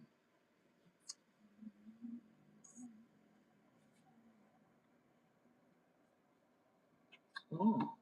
Yeah, I've been washing the bubble. Like I've been freezing the. I'm not drying the flour. I'm bucking the stems and I'm putting it straight into the freezer, and then washing it in ice water, collecting that whatever I get, and that stuff I got 2.5 grams from 98 grams of wet flour. Um, it's downstairs, but I put it in the freezer so I can save the terps. But I think I'm gonna make a full spectrum temple ball with it. I'm gonna get some saran wrap, a bottle, hot water, do the do, and fold it, do it again. What 7, 15 times, however how many times until it's really, and then make the ball, put it in the thing, and room temperature. Let it. You know what I'm saying? And then whenever you dab, it'll be a full spectrum dab of hella jelly. It doesn't even smell like candy gas. It just smells like really, really good weed. Oh wow! So yeah, no, it's fine. It's good. That's fine. Yeah. No, you did. Oh yeah. All right. Just because it's what is there is not the flowers, not necessarily like the leaves. Close the door. If the AC's on, close that door. Está bien. Whatever saves energy. Like I don't think they need the AC. Is my point. Summer's long. Like I'll go with 87 degrees. I don't care. They'll be alright. Because again, just because it's 87 degrees in there doesn't mean the leaf temperature is that. And dude, I came home the other day and it was 97 degrees in there. Um, and I mean, granted, it probably wasn't that long, but they look fine. They're fine. They're flowers. They'll live. But yeah, all that shit I need to dial in. That's it. Not let it fluctuate that much. Train them from early to be short, wide, stubby tunas. All that. If I do these little steps, they will add up to a more fruitful harvest. All right, baby. Be safe. And I didn't dry it first, um, because I wanted fresh frozen. I wanted it to be more pure, closer. What I gotta do is cut it down like at week 6. When you walk into your tent, around week 5 or 6, and it smacks you like the terps are like, wee, like they're really, really pronounced. That's when I needed to chop it down. Since I'm not drying it to smoke anyway, I'm trying to get those red. THC said it's better when it's clear. When everything's clear, that's how you get that clear rosin when you press the bubble that you collect. So I do want to do dry sift because I feel like I'll collect more heads. I feel like with dried flour, especially if I put it in the freezer and then I put it over screens and kind of agitate it, move it around, and remove it. Yeah, I think I'll collect a lot more than the bubble, depending on how much I do. depending how much material I use, and depending if I could get this cold room locked in. Because if I have a place to actually do it, I don't know. I don't know. That's what I just did it my first time. I just practiced with a little 98 grams of wet flour, frozen. This dude, I'm already a half a pound easily, and I only did half, 1.5 plants. I still got half of low tide, the two big middle colas, and if do I have enough energy? Yeah, I got 87%. Okay, I guess I could show y'all. Why not? I prefer making BHO. Ooh, my man Sarge does it like that. He before people had like the tools that you could just buy, he made like this tube that he would stuff with weed. At least 3 or 4 ounces stuffed in this tube, and he would take a butane up top out with a little hole, because the bottom had duct tape holding it all in, and then fill it with liquid, whatever. And all I know is he would go outside on the deck to do what he did, and he was left with a big cookie sheet, and it looked like clear yellow, like honey, but it had holes in it like Swiss cheese. So like the thing, it wasn't solid. There were certain spots where there was holes and shit like that. And that shit, he called it shatter. And this was what, 2016? I ain't know about no motherfucking shatter. Like, I didn't know what the fuck that was. I just was like, all right, I didn't even appreciate. I could have learned how to do it right there. I could have been, I didn't appreciate what was going on at that moment. I was still getting high, so weed wasn't really that important. Cocaine and heroin was really important to me at that time. But don't use plastics when making BHO. Special type of PVC. Yeah, it was like a tube, a homemade, like I said. Yeah, maybe like duct tape at the bottom. I don't know if that's optimal. I don't know all the ins and outs of that jazz. I know the finished product. Was like, wow. Thinking back on it now, I'm like, fuck. I should have tasted some. I should have tried it. Glass blasting tubes. Whenever Avery brings it from the store, like in the dispensary where he works, all I taste is the BHO. I feel like no matter if he brings lilac diesel or gorilla glue, it smells the same. It smells like I could taste the BHO. Micron screens and a clamp. Coffee filter on the bottom. Wow, man, ingenuity. Yeah, see, a lot of you motherfuckers just know how to do it. You make it work. Yeah, all you need is a coffee filter and a fucking clamp. You'll be alright. You just like, wow, I'm scared of you. Wow. Yeah, I know now. John Doe showed me, and he has some that are like ready made. He bought them like that. This motherfucker made that shit. You know what I'm saying? He just, whatever. However he did that. But yeah, I remember the first time. Well, this was like 2012. Um, they was getting weed from Seattle in the mail, and they had liquid weed. They had rosin, maybe, I don't know what it was. It was a big bag of yellow liquid, and I'm like, "What the fuck is that?" He's like, "Weed." I'm like, "Get the fuck out of here." He had to poke 2 holes because it was double bagged or something, but he opened it enough that the minute that hole touched air, I smelled weed across the room. I'm like, wow, I couldn't believe it. I'm like, I guess it was maybe to fill vapes. I don't know what the fuck it was going to be used for. I don't know how they were going to ingest it, but it was a big fucking bag of it. Like a gallon hefty bag, but it was not.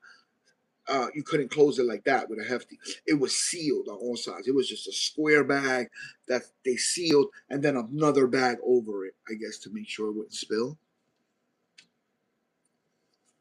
The safe way. Huh. Well, if you that savvy with the equipment and all, you clearly not stupid, brother. I know what you mean. You're just playing around. Yeah, man. Dude, if you know how to do that shit, man, yeah, you should be entering competitions. There's one right now here. It's called the Masters of Rosin. It's in New York City on 42nd Street, and they got 710 labs, judging, and I know, I'm not entering that competition. I'm not a crazy person, but I would love to go with my own shit just to show people, hey, this is the first shit I pressed. Hey, how you doing, ID? Good to meet you. Yeah, oh shit, what's that? Oh, it's the first thing I collected. I just pressed it. That and show people. So then the next year when they see me, ID, yo, look, bah, I got better, dog. Blah, blah, blah. And they, I just, I've been accepted by this community, and I love this community, and I want to meet everybody in the community. Is there like really? Is there anybody that loves this plant and loves growing and loves partaking and ingesting and edibles and every which fucking way you could imagine? I'm here for it. I'm here for all of it. You know what I'm saying? So, yeah, I'm very much looking forward to people putting. I don't have a link. I'm not that savvy, brother. They're not letting me use StreamYard. I've used up my time, so I had to do a straight stream just on YouTube. But actually, I'm gonna pay the $20 a month tonight. Tonight's stream or every stream after this one, I guarantee it. I'll start the stream always on my laptop so I could get the link, and then I'll bring my phone with me, whatever. It's 9 people could come on the thing, so I could put myself as one of the people on my phone and being able to show different shit like this. Let's see. Oh, please don't step on that knife, Ida. You don't heal that well. All right, bet.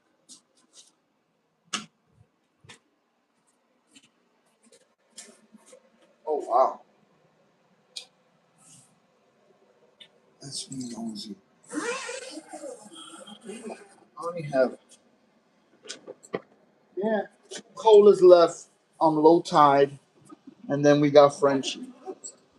And I don't know why I'm bagging them up in separate bags, because I'm not gonna wash them separate.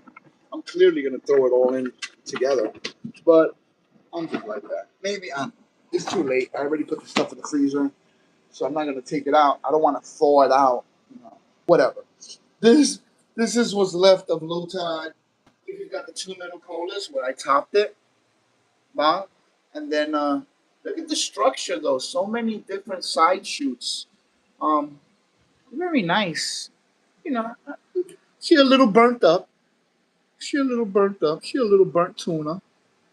And we know that she got seeded. I've been collecting all the seeds. Uh, not for anything, just collecting them because 2 or 3 of you guys have shown interest, and I'm gonna try to get in there. I could just open this tent from the other side, but I gotta start bucking. I've been bullshitting. Hold up. I'm getting it's too dark. I'm gonna open the tent. I'm gonna open the tent better so you can see a better shot. But that's the frostiest of all tunas back there. She I wish I could dry some of the flour for Jackie. Like she loves the smell so much that I just wanna, you know, I don't know. Everyone wants the instant gratification. Yeah, especially me, right? Like being an ex drug addict. That's that's why drugs. I got addicted so fast because instant gratification. I was the only child. I was spoiled in the projects, whatever. I was used to. My grandmother would cook food. If I ain't like it, I got my own dinner. You know what I'm saying? Probably not a good standard to build into a child. So by the time they get 15, yeah, I don't. I'm sure there are parents that make kids dinner and they don't end up doing heroin. So I don't think that has anything to do with it. But I could just speak on my experience. Giving me shit too easy caused me to be like that. Like, look at me. Look at the day that I was washing.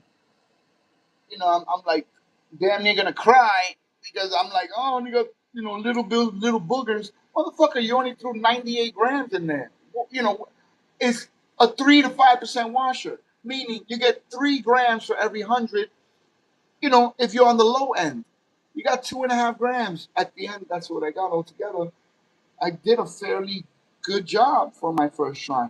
But I'm so used to shit being easy and always winning. You know what I'm saying? That I don't know. I had to temper my expectations. I expected spoonfuls of it. Um, I just felt a little silly. You know what I'm saying? Like I looked at my booger, I looked at the freeze dryer, I looked at the 4 empty trays. I'm like, I didn't need this. Like I didn't need the freeze dryer, you know. But I gotta do more material and I gotta keep it colder. I did not appreciate the importance of cold. I really didn't. This is why I think I want to do dry sift as well because I don't got to worry about cold. They do that shit in Morocco. They're hot as hell over there, and they collect a whole lot of fucking hash. So that's what I want. I want cake patties. I want shit laying around. I'll crush dad hash. I don't care. I'll get some slime from that shit too. I just want to be able to make the different levels of rosin, crumbles of the world, and diamonds and all that shit. I gotta learn. I gotta play with it. I gotta do stuff, let it age, whip it, pull it, slap it, throw it against the fucking wall. I don't know. I'm gonna figure all that shit out, but I'm gonna have fun doing it. That's all I care about. Hold up. During your plans during your sleep, you're gonna regret constantly messing up the dark. Oh no, this is already done, Chris. This was harvested a week ago. Sunday I started harvest. Monday night I started harvesting. I'm just going slow. Like it should have all been done Monday night. You know what I'm saying? But only slept 3.5 hours, and I was up. I'm getting there. I never open the tent when it's sleep time. Um, I don't think I ever done that, even on the live. Like when I go up on Growing Old or Beans or anybody, if they went to sleep, that can't show them. You know what I'm saying? But yeah, we're gonna cut these bitches there and keep bucking, keep on trucking, cause that's all I can do. Oh, look at you! You built a cold room. Holy shit balls! Huh? See, that's why I'm buying a 5x5, and I'm putting that AC unit, the one that I got from AC Infinity, because on one it makes it 55. Shit, it was 49 degrees in that motherfucking tent on number two. So I clearly could get it cold enough to be in that world of 48 degrees.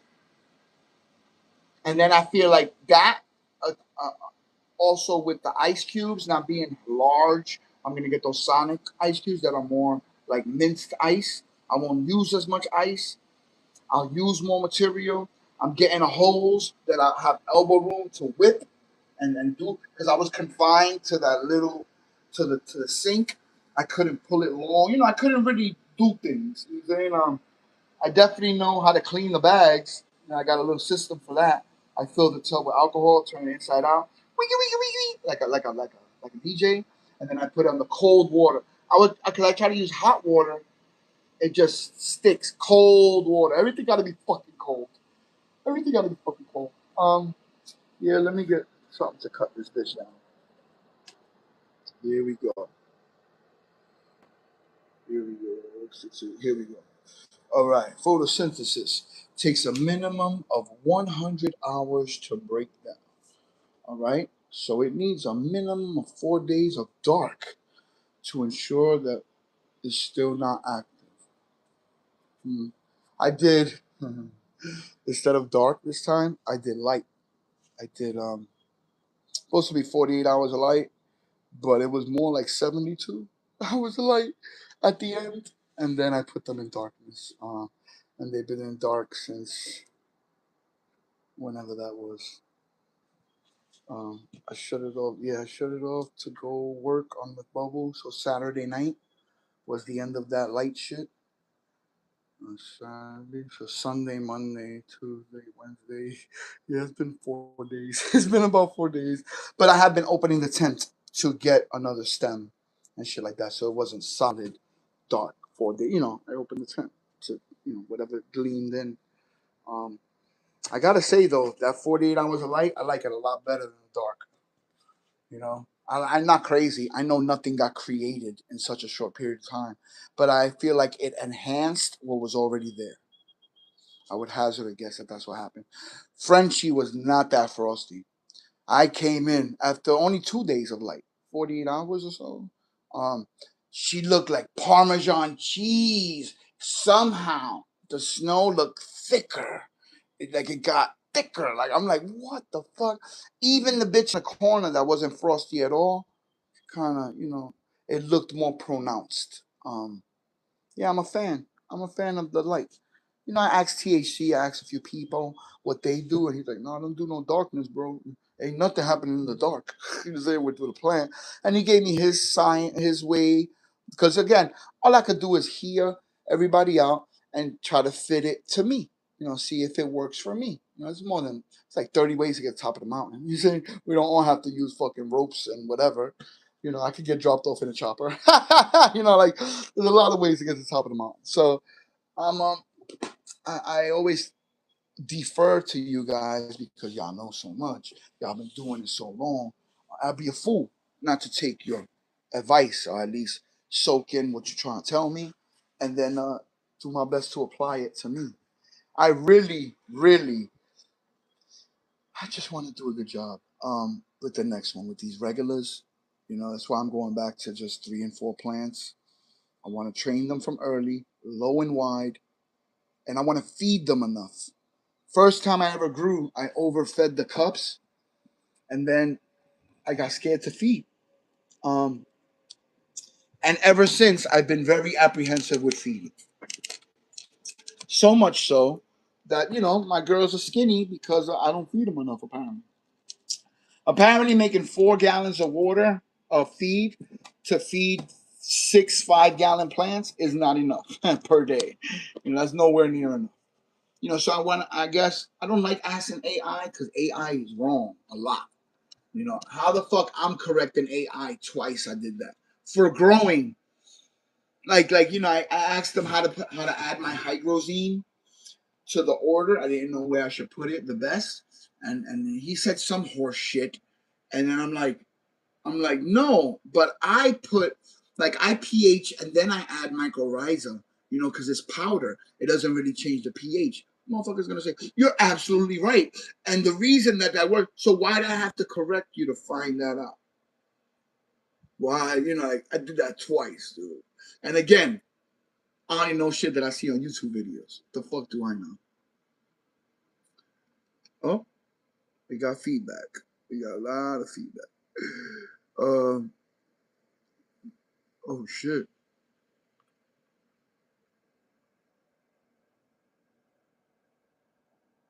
Oh, oh wow. Sorry to hear that, Frank LaBarbara. That's insane.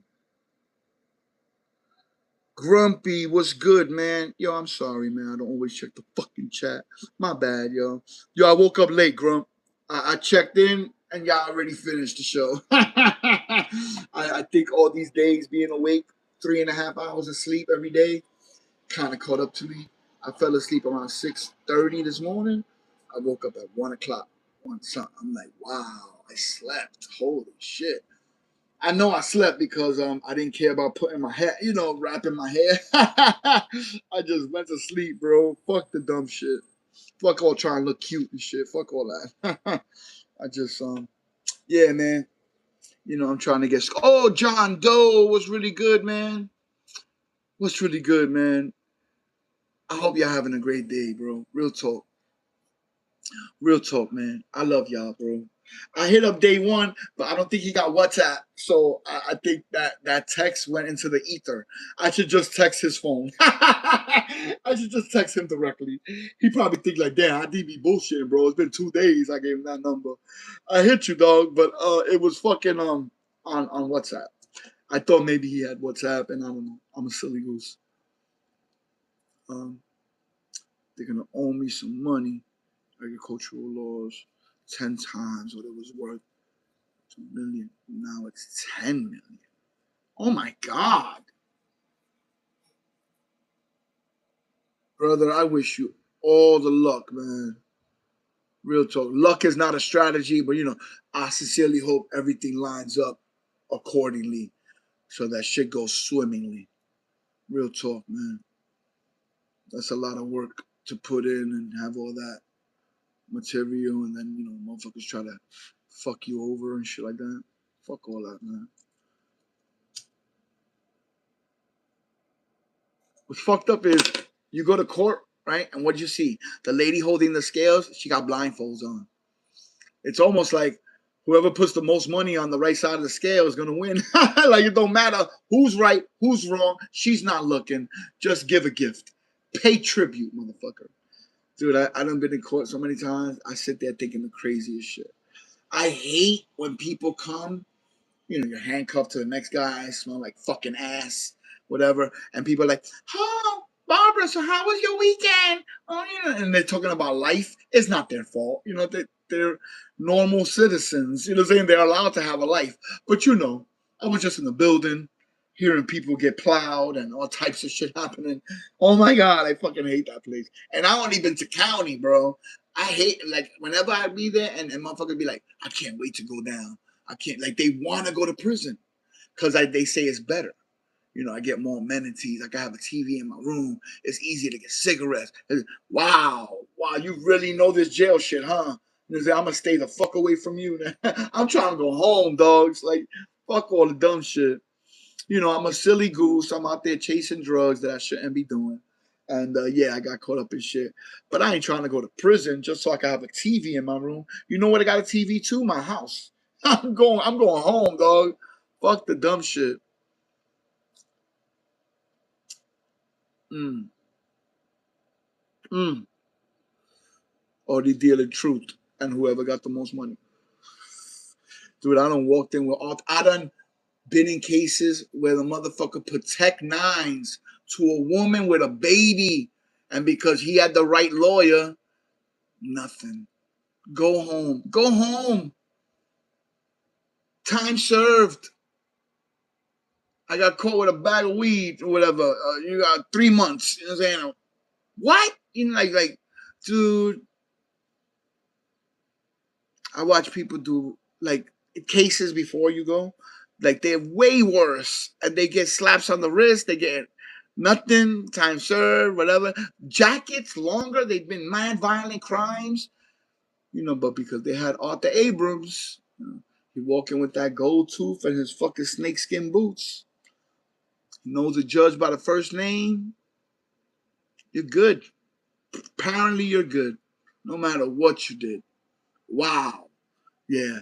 And I didn't know that local media, that's what that really meant. The blindfold. She's not supposed to take sides. Yeah, I guess I don't. In my experience, that's not really what happens. She's taking sides. She's taking the winner, whoever gives the most money. That's it. It's really not that hard.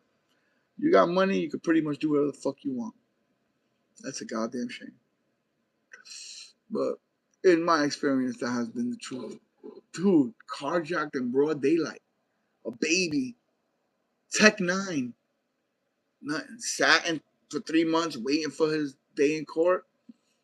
Went home. Time served. Okay, bye. I'm like, oh, I'm really going home. I only got 3 bags, whatever. Whatever. I guess I didn't pay for the right lawyer. Whatever. You live, you learn, you get loves.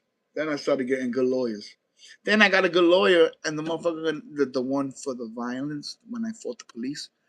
Um, he's like, "This is what we're gonna do. This is what we're gonna say." My son was like 7 at that time. He was there with me in the office, and I'm like, "Yo, I'm not gonna do that. I'm not gonna say that. That's not what happened. That's not nothing to do with nothing."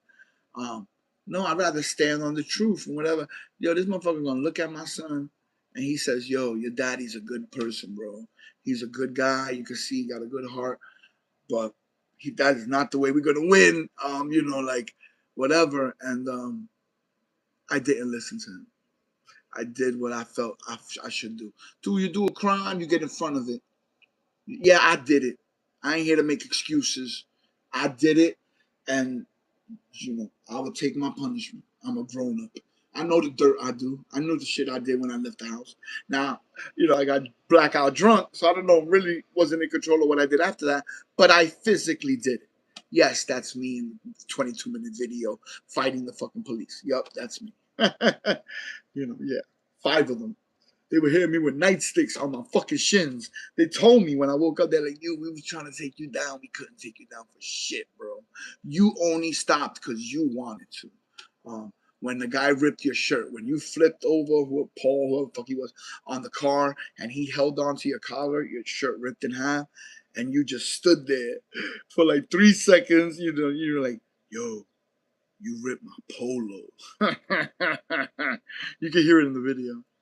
And yeah, I allowed them to handcuff me after that. I put my hands down and I let them handcuff me.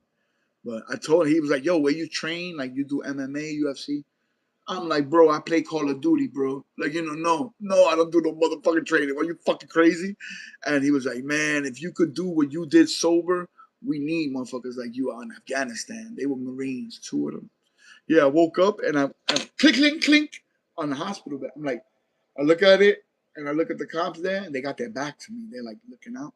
And I'm like, officers, I don't know what I've been telling you up to this point, but I just want to let you know that I comply.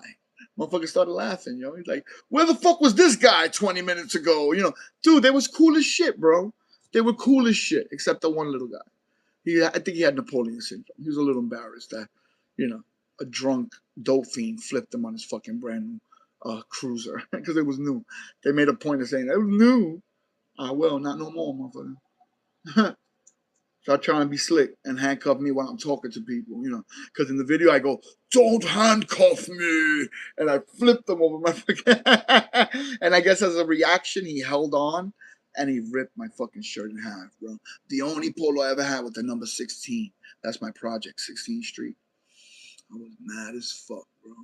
I saved that patch. The patch in the front got blood on it and everything. I kept it in my shoe the whole time I was there, and I still have it.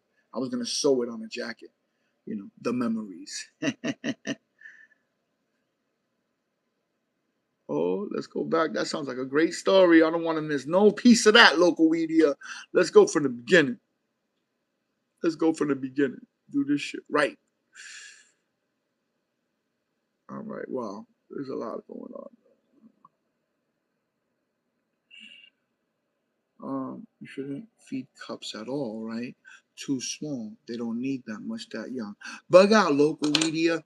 The first time I grew the autos, I didn't feed them in the cups. I amended the cocoa with CalMag and shit, but I had read or understood that they have enough nutrients in the cotyledon leaves. I don't know how to say cotyledons, whatever, cordelia fucking leaves. Those that there's enough nutrients for the first week or so, maybe even 2 weeks, for them to live. You know what I'm saying? So I didn't feed them at all. You know what I'm saying? And they chilling, they sprouted and shit. But when I started feeding them, they were still in the cup week 3. I overfed. It was Mongo. I stood Mongo. The dirt stood wet, mud looking. I definitely overfed. So I let it dry back, and then when I didn't let it dry back fully, enough so I could transplant it, I put in a 5-gallon. I put from the cup to 5 gallons, and just all 3, and I ended up feeding them 1 time a week in cocoa core, only 1 time a week. I know I was supposed to feed them every day, and I got 220 grams on my first fucking try with a 260-watt light. Yeah, I was souped the fuck up. I smelled green though. It smelled like chlorophyll. 2 of the plants. It was only good for decarb. Once you decarbed it though, you didn't smell that shit. But one of them, the one that was number 1, that shit was great. It gave a lot. It was good quality. So much so that to this day, it's the one Jay liked the most. She's like, "When are you gonna grow that one again?" Like that was her favorite. She smoked. She would get giddy, like if she was drinking. Like when you drink and you first start getting tipsy, that you're like you're happy. I'm telling you, she would get like that every time she smoked it. I never seen her like that on weed, on marijuana. Seen her like that drinking. That's why I have something to compare it to.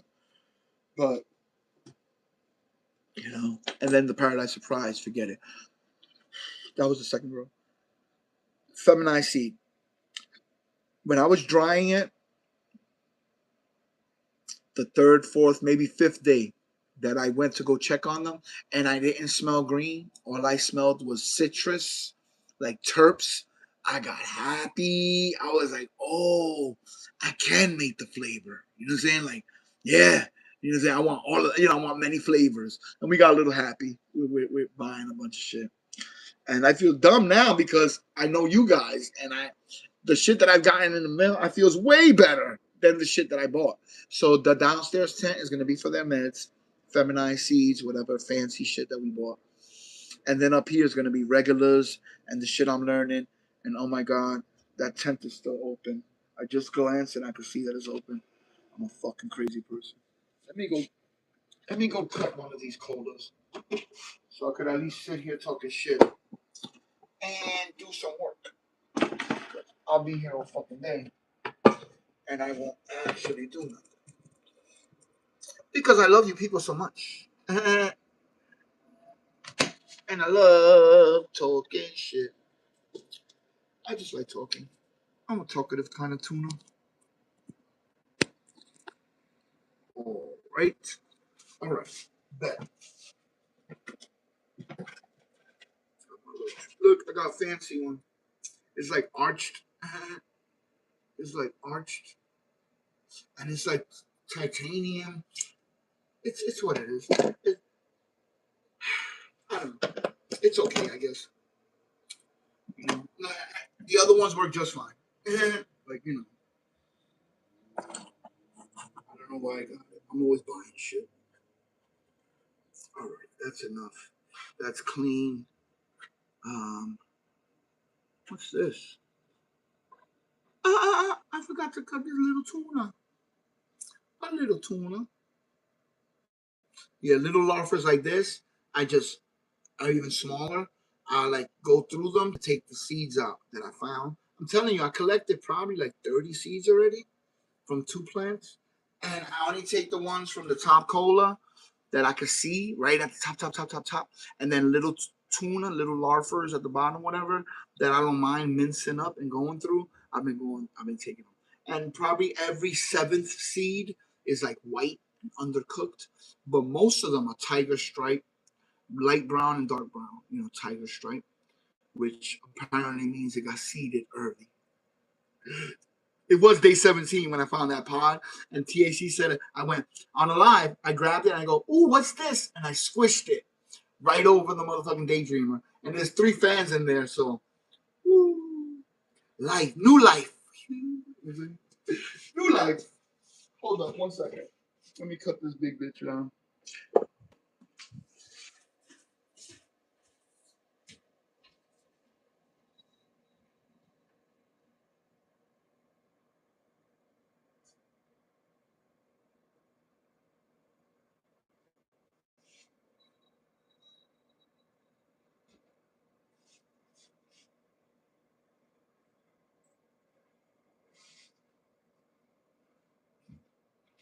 All right, I think that's enough. I think that's enough for now, right? I got my Ziploc bags right here. I'm not gonna take it out the freezer and put it in the same bag because I don't want it to defrost. It's been in the freezers last night. Probably not smart to do that. Yeah, that's fine. That's enough for now. That's enough for now. Let me close the tent.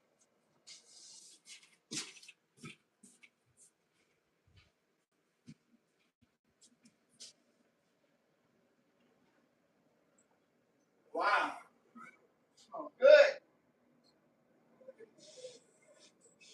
Wow, smells pretty good. Smells pretty good a little bit. I love it. Yeah. Okay. Yeah. I didn't read anything. All these paragraphs that Local Media and Chris Moberly were trying to tell us. So I want to rewind and go through all that while I finish my coffee and before I get started. Because they took the time to share this information. I want to know what's going on. I love it. Okay. Okay. I don't know. Maybe, John. I don't know. It could be. I don't know how without pollen flying through the air, but could be. You there's a lot to go back through. Um, you shouldn't feed cubs at all. Too small. They don't need that much that young. Once they're in the big pot, my gosh, I have experienced so much. Once there is soil to work with. Dude, I can't wait to do living soil. I see plants in living soil and they look better. I don't know. I like them. I'm very much enamored with living soil. I've been reading my worm book. We got a bin out back. I'm gonna start my lasagna layers, and it's gonna take about 9 months. So next spring, you know, we'll be golden. I don't know if it's gonna take that long. I'm just picking numbers, but yeah, it's an involved process. It's, they gotta cook. It gotta cook in there, and I got 2 sets of gloves for worms or whatever. I'm a city boy. I don't like bugs. Which got nothing to do with being in the city because there's people in the city that like snakes and shit. My man Black Lion, he loves that shit. He loves watching predator videos like hyenas jumping a fucking lion or some shit. Like, he loves that shit. Loves it. I guess predator prey dynamic is in the hood. So I could see why he'd be enamored with that. He's, when you're from bad blocks. I guess there's a lot of predator prey dynamic going on. you know, what you gonna do? Life is crazy. Mm. But it sucks because they were feminized seeds, so now I can't even trust femmes. Like I gotta do my due diligence. I'm just gonna do regulars. Fuck it. If I gotta worry about pods and sexing or whatever, then I'll just do regular seed. I keep hearing about the vigor of regular seed, so yeah, I think it's gonna be good. It's gonna be great. All right, let's get through all these fucking Dr. Leby. Cheers, man. Um, that's you, right, Frank LaBarbera? I'm pretty sure that's probably you. I hope I'm right. I don't know. Um, man, I'm trying to read through this chat. I'm never gonna get through it. 906 Grown, Miss Catherine, Sauce Money, John Doe, Chris Moberly, Jesse Argo, Momanic, Sneaky Delicious, Corey Kaizo, 8725. I see you, big dog. Ron Diesel, Locowedia, Arcane, Buds, 420, Stony Television, Grumpy, D8M, Got Juice 89, YBE Quava, YB Quava, YBEQ UVA, YB Equalized. I have no idea. YB Quava. YB Quava. Man, I'm going to say that all day long. It's going to be your show. Frank LaBarbera, Big Turp, and Good Quality Cannabis _ CS. I hope you're having a great day. Really. Real talk. As y'all know, I'm here bucking my stems for like the 8th day in a row. Damn, I'm slow. Damn, I'm slow. Um, I'm clearly gonna need a team when I work at that nursery. Because I can tell motherfuckers. I do that at my other job too. Stagehand. Like when I go, I get a walkie-talkie and I get like 8 guys, so I can put 4 on stage left, 4 on stage right, and I'll come every hour or so and check on them, or someone yells for me, Enrique, we need you, whatever, okay. Other than that, I'm by the office, I'm mingling. Really, I love my job. So I'm really not far. Like I'm right there, hovering, kind of not hovering because people don't like you to be on their backs. Nobody likes that. You tell a motherfucker what to do, and if I see they're not really doing it right or whatever, I rarely have that problem because most of the time people is older than me. You know what I'm saying? I got in the union. I was like 25. You know, so I was young, and I was really good. You know what I'm saying, at my job. It's really not hard. I guess what I could patch. I could physically patch sound like XLR cables, NL4. Like I could plug everything in. The computers making it recognize each other and all that shit. That's somebody else's job. That's tech. You know, I'm not fucking with you. You know, I can do it. I'm a smart fellow. I'm sure I can figure it out. And I look, I got the mic to work. You know, but I get easily frustrated. And I look thinking about it. I'm getting tight. Yeah, because I hate computers to win. You know, it's a computer. You're an inanimate object. Ooh, it's raining. Wow. That should just started like a fucking like rainfall. Okay, didn't expect that. Ooh, it's gonna get humid. Oh, that's not gonna be good for the dry tent downstairs. It's already higher than I would like. It's like close to 60% humidity. I don't really want that. I want it to be 45. Just get a fucking dehumidifier, Ida. I guess I'll just buy a dehumidifier. I guess I have to buy one. The fucked up shit is the AC unit that I have is a dehumidifier. It is. If you open it, I could put 4 different ducting. A duct goes out the window, spitting heat. The AC is another duct. There's a duct for dehumidifier and some other shit, like positive, negative pressure or some dumb shit. It's like a really, really hefty piece of equipment that I have no idea how to hook up. So I just use it for the AC. I put the holes into the fucking tent and it's cold. That's all I know. But you know, it's a dehumidifier. I'd love to use it for its intended purpose. That'd be really cool because it's an AI controller. It could think on its own. It could make decisions. I don't let it do that. Like I found that out during the last dry. All that shit was extra. It was in my fucking closet. I had an extra exhaust fan, an extra fucking controller, AI controller, an extra fan. Like I had everything except a tent. And I'm like, dude, if I get a tent, I'd have a place to dry and I don't have to stop growing. You know what I'm saying? Like it was a no brainer. I got it. But it's not going as good as I would like. I got it though to 55 degrees. It's cold. It's cold the way we THC told me to have it, but the humidity not optimal.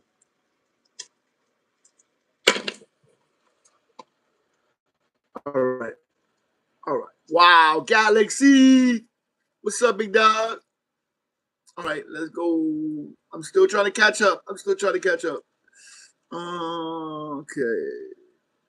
Depending on wet or dry. Okay. Feed the car. Yeah, see, I need to talk to John. That's why I got Day One's number.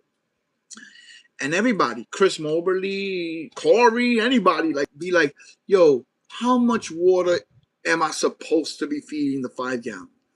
Like one plant in a 5 gallon, what what is the amount of water that I should be feeding it every day? You know, I want to give it the maximum that I could give it. You know, because I didn't like the way my man sounded disappointed. Like in California, the San Francisco, you know, Dr. Kush, you know, he's like, bro, I'm trying to wait for you to figure it out that you got to feed them more, but you just not figuring it out, bro. Like, you know, like I felt like my dad was scolding me. So you know, I want to do better because clearly he has high hopes for me. You know what I'm saying? So, or you know, he believes that I could accomplish great things. You know, as long as I dial some shit in. You know what I'm saying? But I'll get there. I'll get there. Like I said, growing for me right now is more of a therapy. Um, like when people paint and for PTSD and they're getting out their shit, that's what happens for the growing. You know, I talk to them, I sit with them, I bounce my ideas off them the same way I do you guys. They just don't talk back as much, but they do give out vibrations and feelings. They make me feel good, calm, happy. I don't know. I'm much more centered. You know, I go out and I'm stopping my lady from arguing with, you know, road rage or something like that. You know, I'm calming shit down. I'm not the arbiter of violence, you know, or yelling and talking shit and whatever. You know, it's a different dynamic. So, you know, and I like it. I like being peaceful. Whatever. I mean, I'm not fucking Zen guy, doing yoga on the fucking mountaintop or nothing. But you know, I have less headaches. I don't know how to explain it. I'm less tight. Not being mad all day, like like mean mugging motherfuckers. You know what I'm saying? You like all that shit. It's exhausting. It's exhausting, bro. I just can't. I'm not beat. I don't care. Yo, you smile too much. Don't worry about it. I'm a happy fella. Because apparently smiling a lot is bad. People take you as a joke. What's so funny? Why you smiling? Like it's so weird. I'm just happy. Remember happy? Oh no, I forgot. We live in hell, so you don't know what happy is. It's so crazy. Yeah, the shit. Life is as shitty as your reaction to it can be. Like there ain't no such thing as a problem. It's just how you react to what just happened. You could sit and bitch and moan, fuck, and damn, or you could try to solve the fucking problem. Really. That day I was smearing my shit into the thing. Okay, I could sit there yelling at my fucking bag and not getting nothing. And just more time. The water's getting warm, whatever. Or I could breathe. You know what I'm saying? And go to the next bag, do a better job, take my time. THC, that fucking trick with the plate, primo. Let the water go all the way out. So it's not a lot. Put it on a plate, kind of dries out, turns to a patty. You can scoop that bitch up, hold it with your hand, and then it just came up on my spoon, bro. When that happened, I started a new tray. I was like, okay, let's start again. We did on the second run. That was the last one of the first run. Yeah, it was cool. It was great. Um, and again, I got happy. I got happy over the silliest shit. You would think I'd be mad that I not wasted, that I threw 98 grams of flour into the fucking water and got 2.5 grams of fucking bubble hash, but the color is so light. It's so creamy. I got mostly 120. The pretty stuff that I got is 120. I got a little bit of 90 and I ate the rest and I ate all the 73. I mostly got 45, 25, 160, and 120. That 120 I put in the center.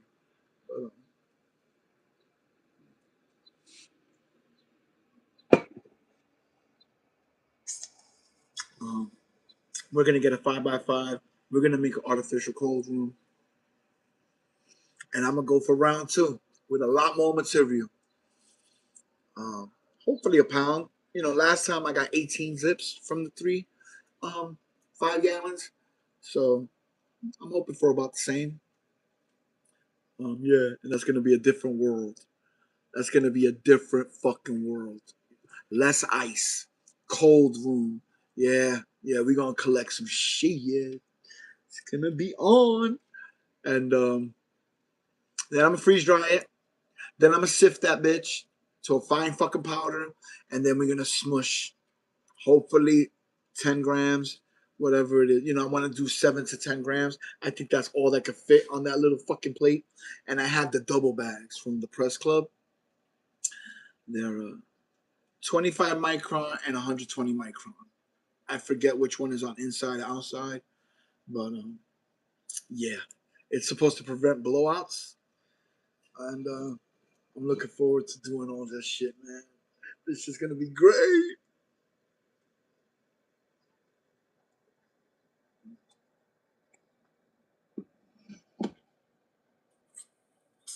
That Masters of Rosin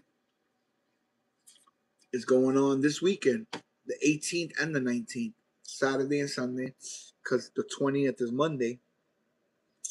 Um, my man Joe from Basement Grow Show, apparently he couldn't go to Spanibus. You know, whatever the flights got fucked up, or for whatever reason he couldn't make it. You know what I'm saying? So he took a trip to New York. You know what I'm saying, to Manhattan, and he's like, anybody know any events in the trip? I'm like, dude, Masters of Rosin, blah blah. And I told them about the meetup in Washington Square Park.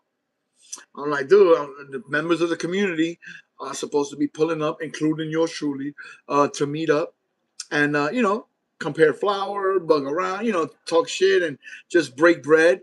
And he said that he had packs, Poppin' Seeds. It's a new company it's their company. That Terp Team 6, Homegrown TV, High Again, and Basement Grow Show, and Mr. Q. They call Poppin' Fire.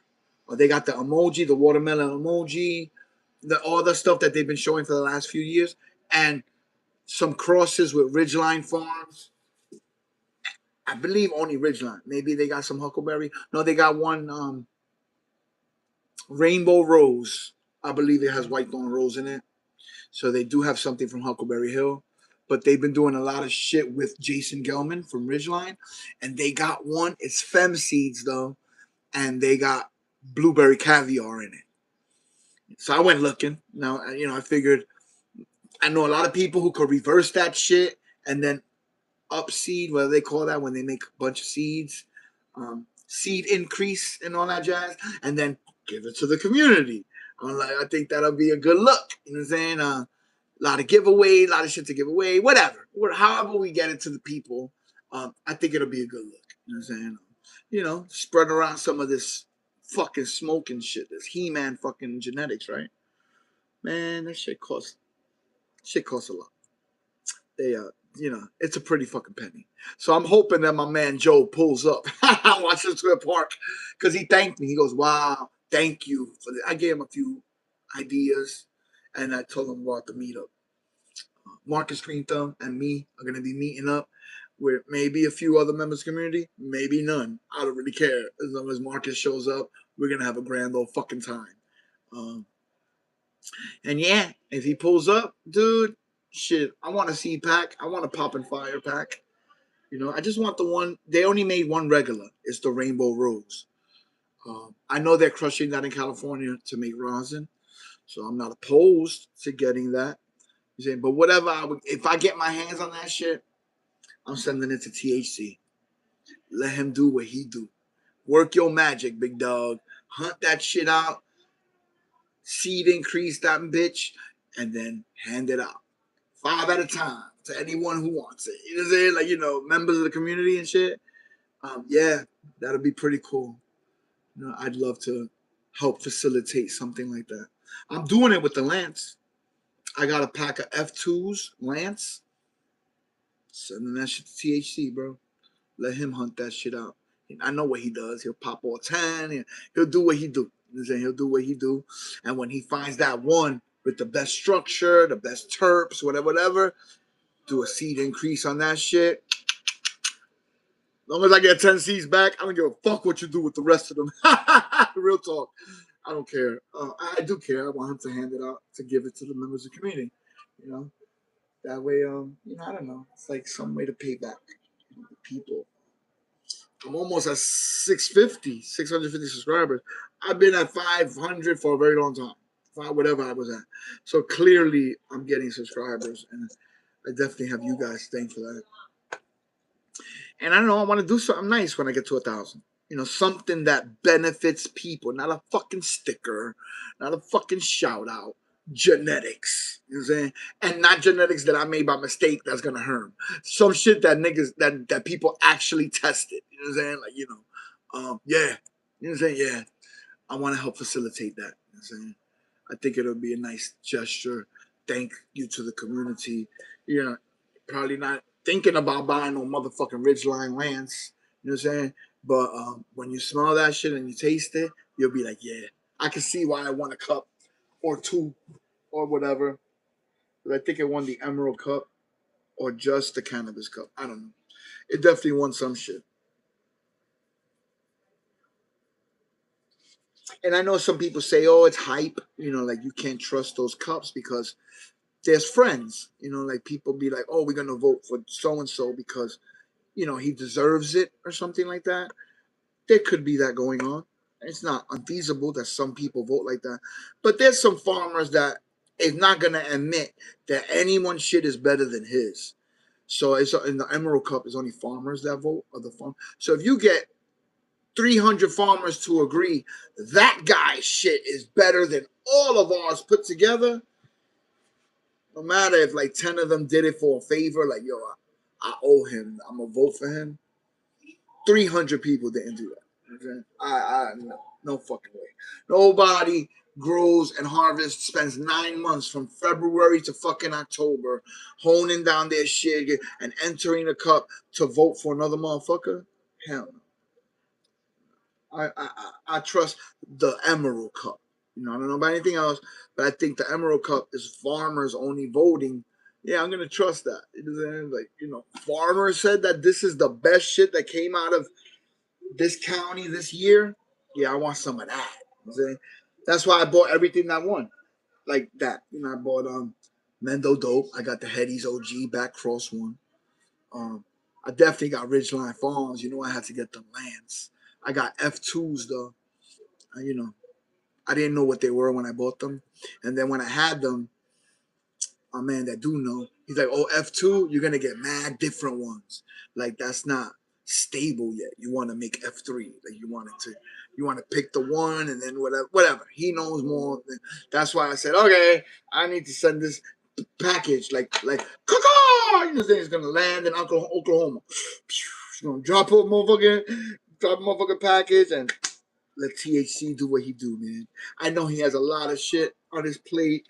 He's doing shit for Grumpy, his son, you know, in remembrance of Corey. He got his project over there. He's doing project for his job. He's doing project with Growing Old. He's doing shit with Sheba. He's doing shit with Jack and the Green Talk, who I don't even know the people that he knows in his real life, and I'm not even thinking about his day job.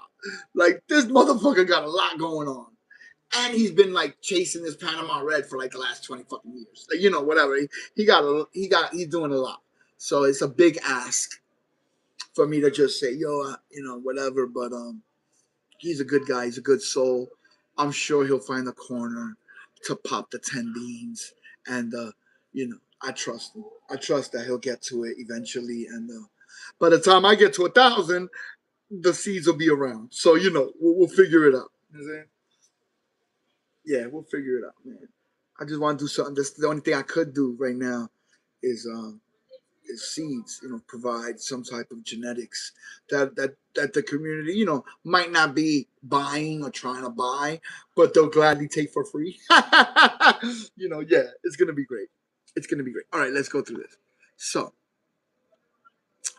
wow, different HCs means you had multiple pollinations, not just one sack. Great to know. Definitely can't wait to go to fucking regulars. If I'm gonna fucking go through this, like I might as well just be doing regulars. The fuck am I doing? You know what I'm saying? Oh, good, yes. So you didn't feed the cubs. That's good. To transplant, and then that counts as a feeding.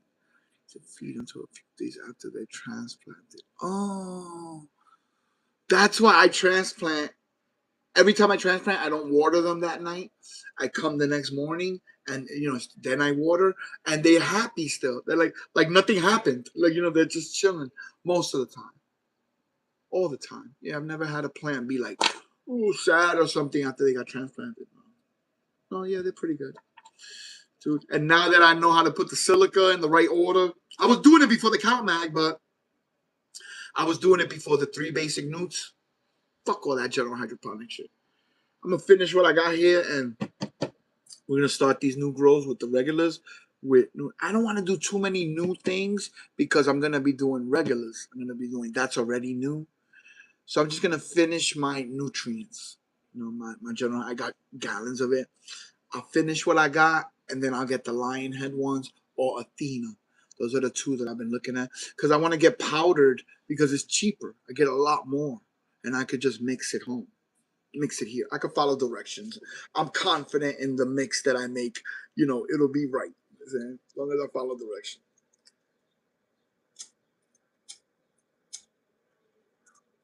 Mm. All right, so let's keep going. All right. Cheers to Corey. Cheers to Locowedia. Cheers to John Doe. Galaxy, my man. All right. Depending on how wet or dry the soil you're transplanting in determines if you water directly after transplant, in my opinion. Okay. I have wild law defying stories.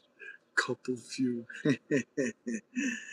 Oh man, yeah. But I want to make a series called Dummy Moves, like a live that I only do for like an hour on like a certain day or something, and just call it Dummy Moves, and tell those kind of stories, the stories that are like wild. That I'll make sure to write it down, like put bullet points, so I don't fuck it up and I get through it because I have a tendency to trail off. So I need to write it down, make some bullet points, and yeah, I think there's some wild law defying stories. Like Locowedia says she got um Galaxy. Imagine transplanting and everything is soaked, but you're hearkening back to your weed teacher who said have to water them in. You just do it. That's what separates good growers from great. Hmm. So if you're transplanting, so you're saying you transplanted, but you see that it's all soaked, but you remember that your teacher said whenever you're fucking transplanting, you have to water them in. So you just do it. And that's what separates good growers from great ones. She's absolutely right. Yeah, I'll start listening to my teacher soon. This first year, this first three, four grows. I don't count the first. The first three grows um, was more like my therapy, my induction into it, see if I really liked it or whatever. But now it's time to hunker down. Everything. They should get exactly what they should want to eat. Um, Everybody gets fed every fucking day. Humidity. I'm good with the humidity and the temperature. Like, I've been able to dial that in most easy. But I got to train them from early. I got to keep them low and wide for when that stretch comes and they double in height, sometimes even triple, like Frenchie. Yeah, they got to be as low as possible for that stretch, so I don't go into that light. All that. We're going to get there. We're going to get there. But, yeah, that's where we at. Wow. I've been on for more than 2 hours. Salute to the chat, man. Let me get through everything y'all was saying. So I could, Big Turp says to get two in the Goldilocks of living soil, it takes about 3 years if done correctly. Holy fuck. Wow. John Doe says his soil is usually moist enough. He waits like 3 or 4 days before watering after a transplant. I also grow in soil and plastic pots. Hmm. Regular seeds have intersex traits too. Yeah, yeah. But at least I know to expect it. I I I I rested on my laurels and I assumed because they were feminized, it's the last thing I need to worry about. You know, probably true, which is probably true, but you should always I'm fucking watering them. I should be looking at them. You know what I'm saying? So yeah, I would like a self-watering system so they just take what they need. I don't know where the fuck I would put that reservoir. There's no room in there. I could put it between the two. I don't know. I don't know. I'll figure it out. We'll get there. Little by little, right? Rome wasn't built in a day. Um, I want to thank each and one. Let me keep going, cause see, I'm fucking bullshitting. All right, right, local. Gotta read your plants and soil. Yeah, they'll tell you, man. Leaves simply just leaves could tell you if they're thirsty or if they're overwatered, but color tells you a lot. I know certain colors and certain burns mean certain things. I'm not savvy enough to know what those things are. Like if the tips are burnt, that means it's too much nitrogen, or they need more nitrogen, or phosphorus, or whatever the fuck. Yeah, I don't really know, so I don't want to say. But yeah, if you know, there's a thing. There's a poster with a bunch of leaves that says if it got these brown spots, this is what it is. They got each one. Um, I should probably hang that in my room, so I have a reference guide. But I can't say that my leaves ever look crazy. You know. Yeah, burnt tips sometimes. Like the real tip of it would be burnt, like real tip. But nah, not no spots. Definitely no holes. You know. Thankfully, I haven't had to deal with bugs yet. I'm sure it'll happen one day, especially living soil. I know people put the yellow stickies for the gnats and whatever. I'm like, the thought of any bugs is like, I don't know, man. But that's nature. Bugs gotta help the plants. They're fucking plants. Like, so I gotta stop being a city boy and understand that I'm dealing with fucking nature. Especially that my girl wants to cook tomato, not cook. She wants to plant tomatoes and shit to bring to work. Like, we're the garden state, so she wants to like bring tomatoes to work or some shit. All right, let's keep going.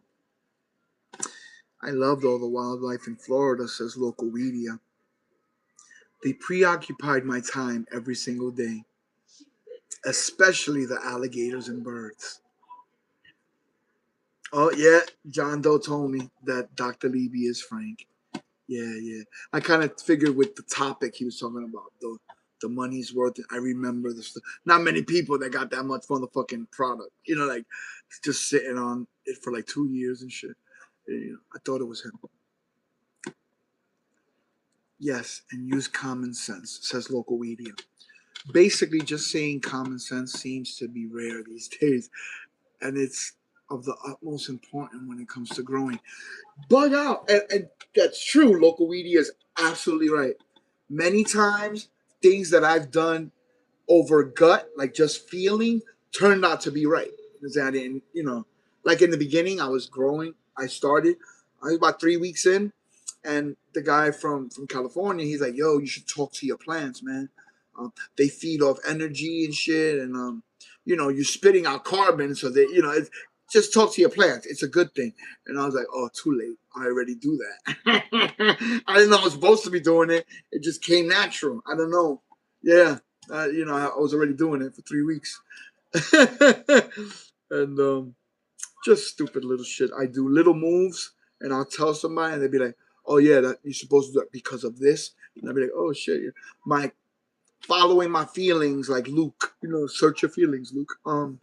Yeah, it turns out to be right. It's weird how that works. Common sense thing, like I don't just you would think it'll come to most people, but yeah, local weedy is absolutely right. Common sense is lacking. Critical thinking skills, for some reason, poof, it just poofed out of most people. They just, oh my God, it's too much. It's too much. It's too much to be that stupid. Come on, man. Little bit of critical. Remember reading comprehension? Remember in school, you would have to read something and then spit it back in your own words, write it out in your own words. You have to soak it in, marinate on that bitch, and then put it in your own words. Do they even do that anymore? Like, my son was in fifth grade, fourth grade. He's like, they don't check your work. He's like, I'm like, what? I'm like, yo, they didn't teach you how to check your work. Like when you do a multiplication, you do division to check it, or vice versa. And when I did, he had a wow moment, and he goes, "Why don't they teach us that in school?" And I asked the same fucking question. Why don't they teach you that in school? And he said, "Oh, they have a new way of doing math, and it's a new system. Not new to him. It's the only thing he ever knew. But I guess the teachers have said that. Oh, we used to, but we don't do that anymore because that's not right or some shit. Somehow feelings and I don't know, making kids feel bad came into the equation of teaching math. Wow. What happened to Voltec? The kid couldn't keep up. They send him to that little class, and down in the hallway, down in the basement and shit, and let him learn slow. But you still had to learn. You had to keep up, or you had, what happened? Where did we lose control? Again, when I watch those videos when they're on Times Square and they ask somebody like, "What's 9 plus 1?" and they're loading, they're like,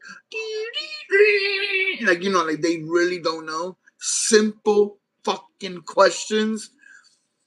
Yeah, yeah, I get a little saddened for humanity that they'll know every Kardashian, they'll know what's their favorite boot, what they love to wear and everything, but they don't know simple mathematics or how many fucking continents there are. Name 5 of the continents, not even all of them, just 5. Which I found out, Europe, nowhere else in the world do they think they have that we have 7 continents. They don't. They say we have 6, and then you'd be like, what? Like, why? No, I learned that in school, and they don't separate South and North America. They just call it America. Everywhere else in the world, we're the only one that separate. So that's a thing. I didn't know that. I don't know where I was, but everybody else was from Europe, and they were like 6 continents, and finally 6 continents, fuck 7 continents. You forgetting Antarctica? They're like, no, we're not forgetting Antarctica. And they go through it. And I'm like, nah, but it's North and South America. Shit, it's Central America. You want to get fucking technical? I don't think that's a continent though. But you know what I mean? Like, they're like, no, we don't separate it. It's just the continent of America. And I'm like, oh shit, for real? I didn't know that. So live, learn, get loved. Um, yes, there are a lot of critters down there, says John. Yeah, I guess you guys will walk me through all that when I get there. The raccoons were also fun to watch, but I also wary of them. They would sit with their families in the trees and watch me hang out on my porch. I was like, can't you find something better to do? That's their chill spot, man. They're chilling, man. Oh man, I love nature. I love it. I saw a little duck with little ducks. Goose, maybe? I don't know.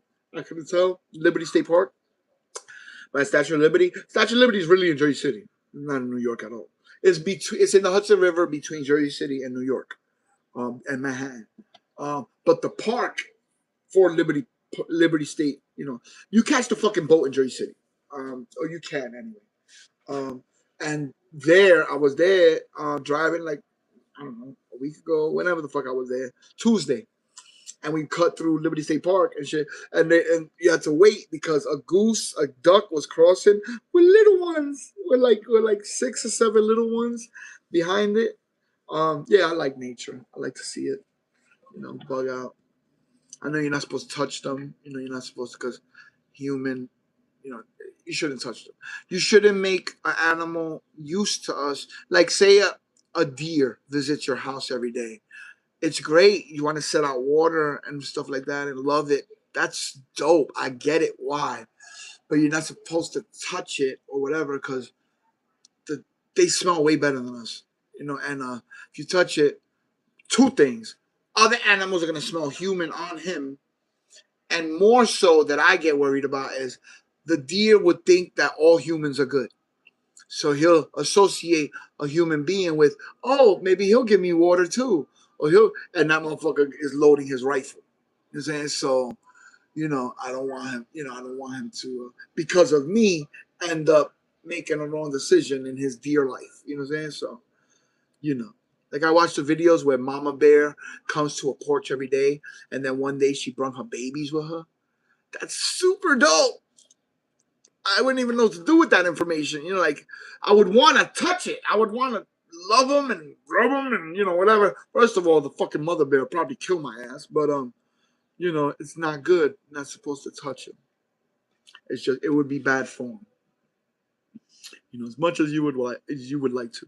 I wouldn't want to touch a fucking squirrel or raccoon, rabies and all that shit. But a duck or other little living creatures, yeah, I'm not opposed. You know, I like creatures with fur. You know what I'm saying? I could deal with that. It's the slimy ones that I'm not too keen on. Um, yeah. Oh, Big Turp made a good point, and I missed it. All right.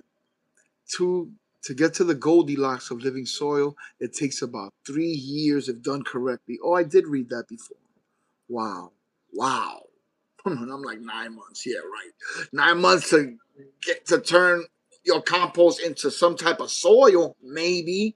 But yeah, to get it really dialed in He-Man style. All right. It's gonna take a few years. Okay. Um Sorry guys, I just want to pay homage before I punch out to everyone's, comments and stuff like that. Want to make sure that I show the proper love and respect to everybody who took the time to write stuff, you know? John says that they was waiting on local media to attempt to feed them. Oh, Frank is saying, let me tell you, it's the next step is a short path. I have one of those. I haven't run it yet. I could teach you how to run that. Oh. I've been a stagehand many times. Did you do it for plays or both, brother? No, I did. All right, so I did Giant Stadium, mostly concerts in the beginning, the first few months. But after 2 months of doing that, I got a job at a sound shop. It's called Mask Sound, and they do 80% of the shows on Broadway. Les Mis, Lion King, all the big ones except Wicked. They didn't get that contract because politics, inside politics or whatever. But yeah. It's and then after that, I was working in a sound shop, and I became a show captain. So I built the shows that they would take on the road, but they took me off of Broadway shows and they put me in music only. So whenever they got a client who was a musician, I would get that show automatically. You know what I'm saying? We did Jill Scott, John Legend, Black Eyed Peas. In the beginning, it was just like known. They were trying to establish because Rock Nation, or there's a big one that does it, and they're just trying to come up. Mass Sound is trying to get into that field, whatever it is that does it, the big one. But yeah, it was Paul McCartney's son, Jesse McCartney, was like the first real client that we got, and then little by little, we got more. We got the John Legend, Jill Scott, got them together. I did a lot. The last one I did was Van Halen. I built that show when David Lee Roth, 2008. He came back so they could do like 15 dates, but he left like on day 8, like before the 8th show or some shit. They got into an argument or whatever like that. Yeah, man, it's cool as shit. I like to be a cog in the machine that gets the show up. Like I know if I wasn't me, it would be anybody, but it's not anybody. It's me. You know what I'm saying? So yeah, I liked it. I like being a cog in the machine. Because I always wanted to be a rapper. I always wanted to be somebody, like that did music and that had, all that. So, it wasn't me doing it, but I got to see, it was like, got to see how it's done. You know what I'm saying? Like from another angle, not the artist, but, a stagehand. you know, we can't all be the artist, you know what I'm saying? But we all got to play our position. I liked it, man. It was a dope job. I got all the shirts from every show, not every show, because some of the shirts they don't sell the shirts to the crowd. They say local crew or whatever union shit. So they don't sell it on the stands. You know what I'm saying? So people pay more for that shirt. I didn't know that. I kept all the ones when I started. Anything from 2002 and 2003, I got Metallica, all the shows I did, all of them. Dave Matthews Band. I did Fleetwood Mac at least twice. Um, yeah, I did a lot. I can't even begin to remember all the fucking shows I did. But it was a great job. I love it. I love it. I'm still a union member. I paid for my card, because I earned that shit, man. I got in the union 9 months, and I remember this kid walked up to me from the Bronx, Puerto Rican cat. He's like, "Yo, it took me 4 years to get in the union." Not angrily, he was just like amazed, like, "Yo, whatever you doing, yo, keep doing that shit, bro. Like don't fuck up, man. Like, you really doing it, bro. Like, I had to go to Florida and chase the work, to get noticed and whatever. They came to me. I didn't try to get in the union. After about 8 months, Pappy, one of the shop steward, John, and Pappy, he's a respected member of in the union, 632. Um, he just passed away a couple months ago. God rest his soul. Frank Picaro. And then he's old motherfucker. He was a ranger, army ranger who held the record for like 1,000 shot kill, 1,000 foot shot or some shit. He was an army ranger before they were called army rangers, some shit. Like he's old. But he was good, man. He's a jack of all trades, master of many. Motherfucker knew his shit. He had a son, I think, that passed away.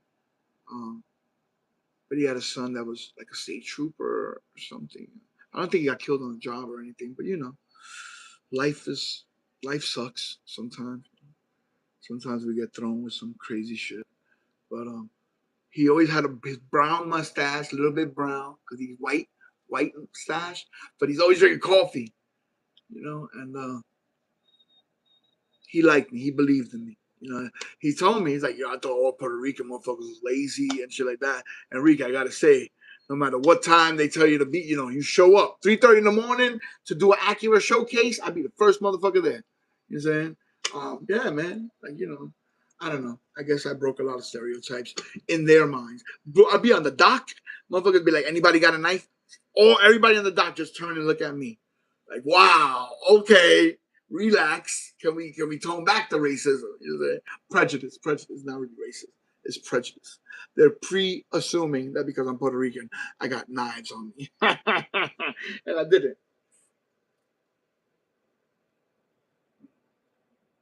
I never knew Spanish people from Spain don't like Puerto Ricans.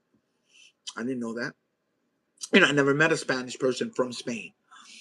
Um, but I wouldn't even say his name. But he was he. If you ever heard of Andrew Lloyd Webber, he's that caliber. He creates shows. He's the client. So like when they come from Broadway, they'll have the designer of the show, the guy that designed it, created it. I don't know how they call that title. But he makes about $200,000 a month. Motherfucker makes about $250,000 a month.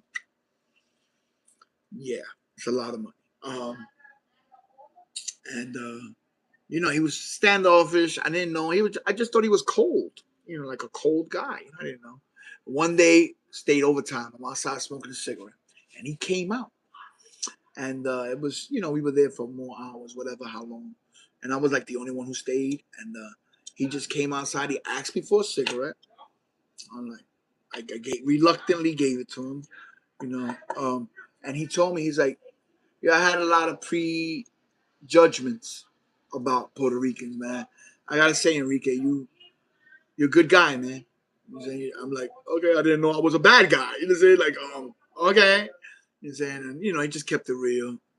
Told me that, in Spain, we don't, Puerto Ricans are mutts. You know what I'm saying? You're like Spanish people that, we don't want to claim. We don't want to claim you. um, we had a poignant conversation that I didn't know. I didn't know about all that. And I'm glad that I was able to change one person's mind. Not one. He ain't the only person that I met in the union who told me, "Yo, I'm glad I met you because I thought all Puerto Ricans were like this or like that." Or I had people tell me from Broadway, from Manhattan, wherever they were from in New York, who never grew up in the hood, that they were like, "Yo, I'm glad that you were my show captain. Like, I'm glad I got to meet you. I feel like you gave me a little insight into the like. You're very approachable, but like if I saw you in the street, I wouldn't want to talk to you. I'd be scared, whatever. But because of this dynamic, it allowed me to get to know you, and I'm glad I met you. Type of shit. Like I gave them a little insight into the hood. I guess, you know." I was living crazy. It's a miracle that I worked at that sound shop for as long as I worked at. 2002, the summer of 2002 to 2008. And I was supposed to just be there for 3 days. cleaning cable. And when Friday came, they're supposed to fire you in the order that you got hired. The foreman, he was from Local 1, New York. Um, he leaned in. He goes, "Come back Monday." I was like, "Okay, no problem." You know, I was like, "Okay," and yeah, I worked my way up from cable coiler. I would cut raw stock and bring it to the cable department. And when I'm talking shit with John Howard, I'm looking at him. I'm looking what he's doing, and it didn't look that hard to build cable. Especially not the 3 prong, just ground it and black and white. You know what I'm saying? And what he said, black people wear gold, white people wear silver. It's a fucked up way to remember, but it works. I remembered it. You know what I'm saying? So, yeah. When people were absent, I'd be Johnny on the spot. Damn, we need 10 IEC cables. Oh, I could do that. I got you. Enrique, you could do that? Yeah, don't act so surprised. Tell me how many you need, and then I'll do it. I'll be right back. And I knew how to cut the raw stock. So, I could do it. You know what I'm saying? So I did it. And then they gave me a desk in the cable department. And I learned how to build all of them. N04, N08, OT6, He-Man fucking cables. Goddamn, really big cable. And special cables like Cat 5 and Ethernet cables and shit like that. The tech department, they built it. And whenever I bought shit to Matt Pierre or whoever over there, shout out to Matt. I think he started a beer company out there in California. Last I saw on Facebook. But Matt, funny guy, he was into fish, the group fish, which should have told me he's a pothead. I didn't know, but he never smoked at work. I never even knew he was into weed. Maybe he doesn't do pot. That doesn't mean just because you like fish. But he loved that band. He really, really liked that band. So I know how deadheads are, and I look at fish heads the same way. So but when I would talk shit with him, I'm watching him do it. So one day they needed Ethercon or whatever the fuck they needed, Cat 6, Cat 5. And I'm like, I could build that. Enrique, you could, that's a tech department. Again, don't act so surprised. They say, how many do you need? Well, we need 3 5-footers. I'll be right back. And yeah, man, they put me through every department to the point that they just made me a show captain. Fuck it. Like, yeah, dude, I really like that job. I really love that job.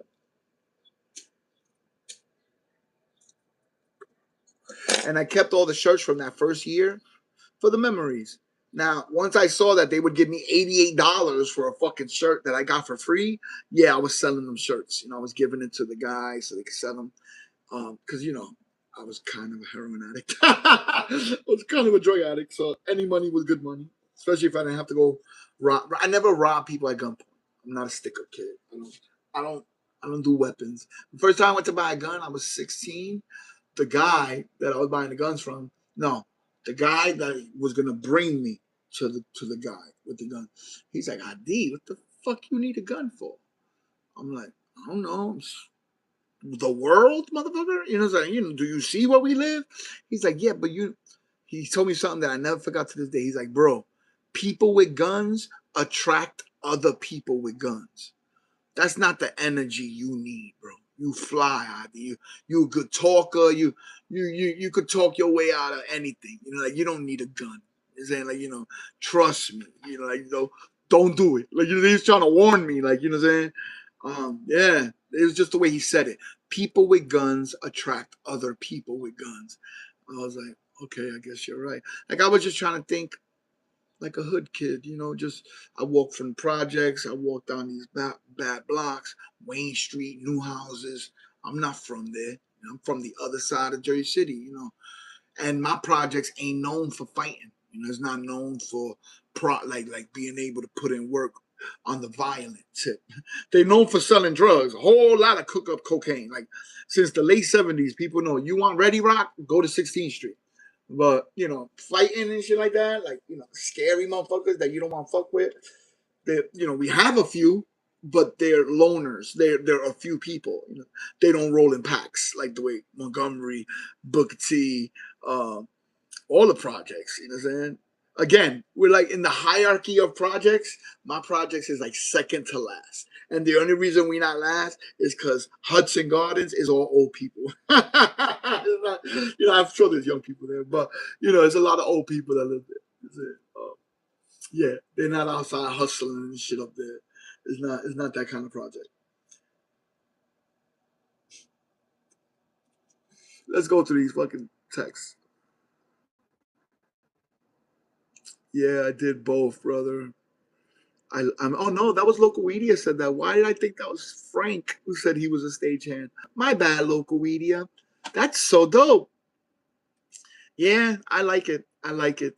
The minute I did the first show I did was Z100 Zootopia, and I didn't know it was that. I thought we were just unloading trucks until we rolled out like a trellis, a truss. It was a truss that had speakers in it. And I'm like, yo, who plugs this? This is a great job. I love the money. Thanks for the opportunity. But who plugs this shit together? That's a way better job. And they pointed to the office, the union office for the stagehands. And when I left, after like the second day, because it was a 2-day job, 2 3 days, and when I left, I went to the business agent. I said, "Could I talk to you?" I put my arm around him like a pimp, like a pimp on the block who's making a kid his runner or something. Like, come here, kid, let me talk to you. You know what I'm saying? Whatever. I didn't even know the motherfucker. I'm like, yo, if you ever need a guy, whatever, I'm here, Johnny on the spot. I laid it on thick. My girl's pregnant, whatever, 4 or 5 months pregnant. I could use the work and blah, blah. And he called me, man. He would call me for the weirdest shit. Can you be, they're doing a BMW showcase in the parking lot. Can you be there at 2:30 in the morning? Or Acura is shooting a commercial. Can you be there? They need some carpenters. Whatever he told me to do. Inglewood, the Harms Theater, little kid fucking ice show, the NJ Pack, in Newark. Whatever he told me to do, I did it. I did that for about a month and a half, 2 months. And one day I'm working, unloading a truck, and I hear about Mass Sound. Yo, there's this place that they pay the same money that we get here, but they work 40 hours a week. I'm like, what? I need that job. So I go to him again, and I say, yo, what's up with Matt Sound, yo? I keep hearing things about it. I'm like, yo, next time that you need to send guys over there, you already know. You know what I'm saying? And he's like, you sure you built for 40 hours a week? Like, a lot of guys ain't built for 40 hours a week. I didn't know how to take that, but I said, not even thinking about it, I said, bro, I'm built for 80 hours a week. Send me there and I won't fuck up your name. Trust me. And he did, man. Not 3 days later, he sent me there. And I had to call Tara to get directions. And she was like, why? Why you need to go to Mass? Why you need to know how to get to Mass Sound? I'm like, oh, Joey, he sent me there. He told me. She's like, what? She's like, bro, that's a big deal. Like, people got to put in work for a long time to get even sent there one time. Like, she goes, whatever you're doing, keep doing. That's all people kept telling me every time I accomplished another milestone.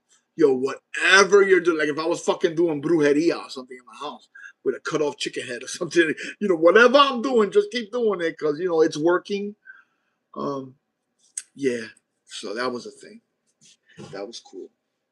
And like I said, I was supposed to get laid off after. It's just to clean a bunch of cable. So when you rent the shit out, it's at a show on the ground. People throw up, people spill soda. They got to rent it out again. They can't rent it like that. So they put this goo gone on a rag and you lay out the cable and then you roll the bitch up, you know what I'm saying, into a coil.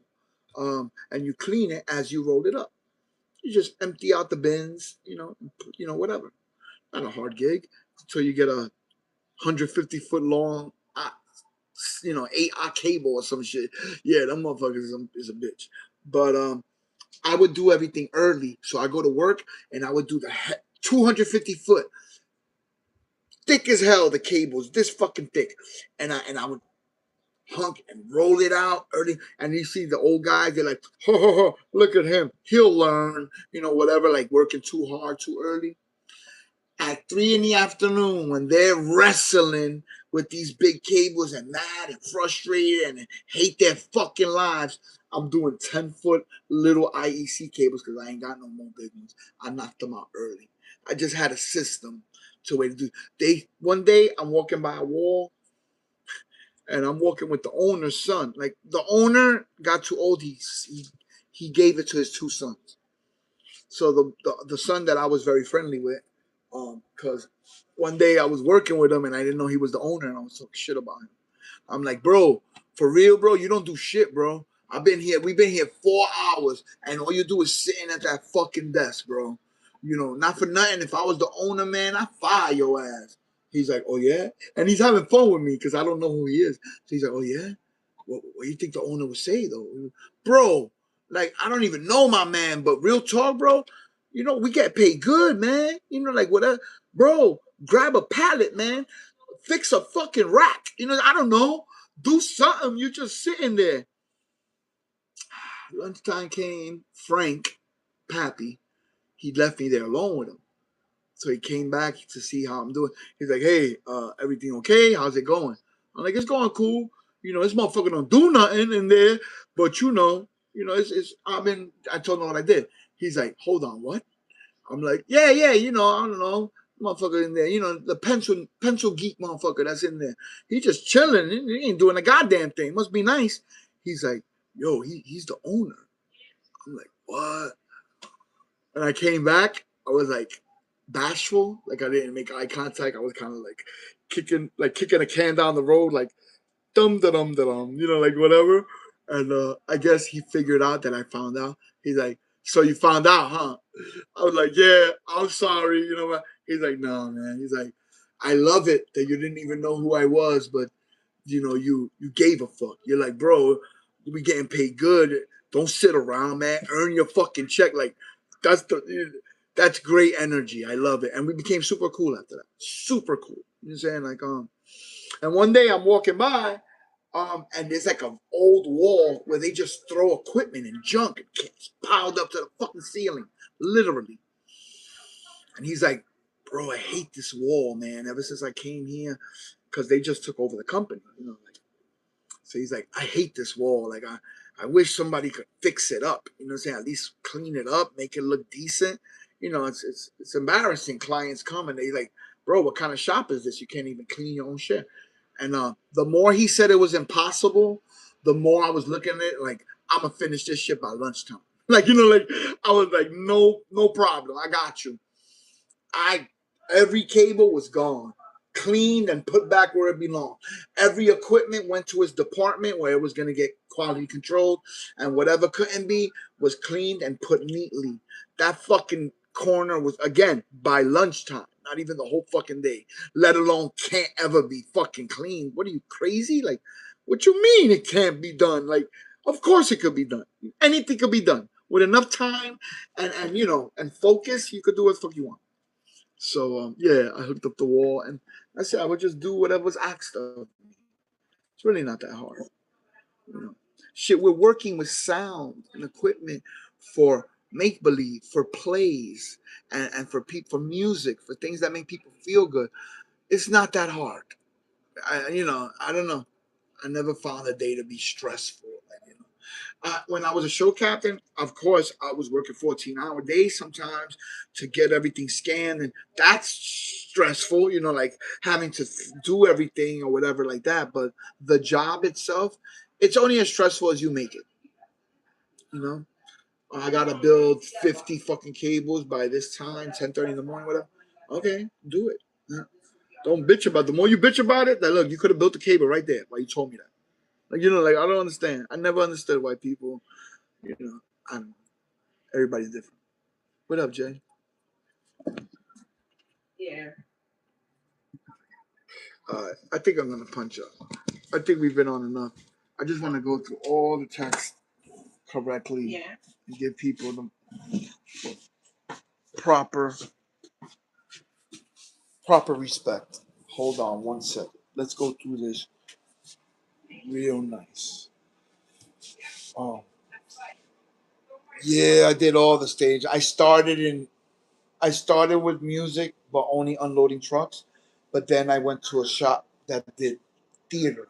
They did Broadway shows, And off Broadway, we did Vagina Monologues, a few off Broadway ones. Whoever paid, whoever paid to rent equipment, you know, you could be a client. But mostly theater. And then when I was there for about a year, that I was doing show captain stuff, and Mr. Bubbles, they call him the Fifth Ramon. He was the Ramon stage manager for like 25 years. So they just called him the Fifth Ramon. I call him Mr. Bubbles. He's fly as hell, just a cool cat. And he always called me rock star. Even when I was just a kid, he's like, yo, rock star, man. Can I get some cables, whatever he needed. And then when he saw I could show captain, and he liked my swag, whatever it was that he liked about me, I think he knew I was on drugs, and he was a clean. He's clean for like 20 years, for whatever, a long time. So he took a liking to me for whatever reason, and he gave me a shot. He's like, bro, I'm about to start Mass Sound for music, to do shows, and I need a show captain, for the. Do you want to be the guy? I'm like, yeah. I'm like, you sure though? Like, I kept it real. I'm like, you sure, dude? They giving you your own department. You're gonna be working. You sure you want me to be the show captain? He's like, yeah, man, you're a fucking rock star. I'm like, okay, okay, if you say so. Yeah. So yeah, and then, dude, I learned how to do Pro Tools with Will I Am on overtime. I was getting paid time and a half to learn Pro Tools 7, and I still don't know how to do that shit. But yeah, a lot of great memories, a lot of fun. Jill Scott was cool. She was kind of mean, not to me, but just to everybody around her. A little cold. She definitely knew who she was. She was on that HBO show at the time. Little high on the horse. I guess when you're surrounded by people that just tell you yes, yes, yes, yes all day, and how great you are, the first person that gives any pushback, like that wasn't that great, or you should try that again, or whatever. They're not too keen. They don't like that guy. They're not big on that guy, and I don't give a fuck. What you gonna do? What's the worst thing you could do? Fire me? It's not gonna stop me from talking shit. Not even a little bit. Matter of fact, you fire me, then I'm really not gonna hold my tongue. But yeah, it was great. It was great. I got a lot of great memories, and more so the people I met, man. I met a lot of people who are still friends. What's going on? I think it's time to punch out. Not that I'm talking to the live. I said I think it's time to punch out. Let me finish reading everything. Cause I want to get. No, cause you got brooms and shit. Okay, so yeah, again, you're sweeping, you're doing stuff. So, and it's time to punch out. I've been here too long. Oh, yeah, I love it. I love it. Even if it wasn't like concerts and all this, like music, it was just theater. I loved it equally as much. I just like being a cog in the machine that puts out entertainment. I like it. I'm a ham. Clearly, I like the camera, and the microphone. So um, I kind of thought of it as I get to learn what it takes to put on shows and shit. So one day when I do it, I could be appreciative of all the workers and how hard they put it together to make this happen. Awesome. All right, I'm double dipping, learning about laws. Awesome. May 23rd. May 23rd. He said if you want me to, if the weather changes and you want me to come earlier, but it's for May 23rd. I gotta do it when I have money. Oh, really when it comes down to $450 to open it. Why and more? Why more to open? I thought it was 380. You gotta add salt and all that shit to it. Joe, I'm following him with a camera. We're never gonna pay again. My brother said he's gonna try to come and see if he can see mine to open it. No, I don't want to try nothing. I want a professional to do it so I can see how he does it. Because he's like, yo, and record him. To, like, clean the pool and all these chemicals throughout the year. I was like, what? So he's gonna tell me. He's like, don't. They don't have to clean it every time. Just give me 1 minute to sweep right there, please. Thank God I moved the light before I left. The light? Yeah, because it rained. Mm. All right, guys. Galaxy, what's up? Yeah, okay. Double dipping. Galaxy. Most plant leaves look terrible at harvest. Be what matters is how the bud is. Oh man, dude, that the Dawn Patrol. I almost want to keep Frenchie. Like I wanted to dry some. So see, she wants a bud of it. I don't know how to. I don't know how to. What do I do? Just cut a branch and hang it down in the tent with everybody else. She's just saying yup, and she has no idea if that's gonna work or not. She has, yeah, the buds I dropped, I put out the floor of the tent. You're right, and you smoked it, and it was good. Okay, whatever. So I might save some of the Dawn Patrol so that it could be smoked, since it smells like Skittles. Oh, for the first time when you walked into the house? Today. Wow, you smelled weed in. Yeah, the basement's definitely kicking. But you smelled it in the front door. Wow. She said she smells weed throughout the house. Oh, you thought I was in the living room bucking? That's a good sign. So imagine when I get shit dialed in, dogs. Imagine when I get shit dialed in.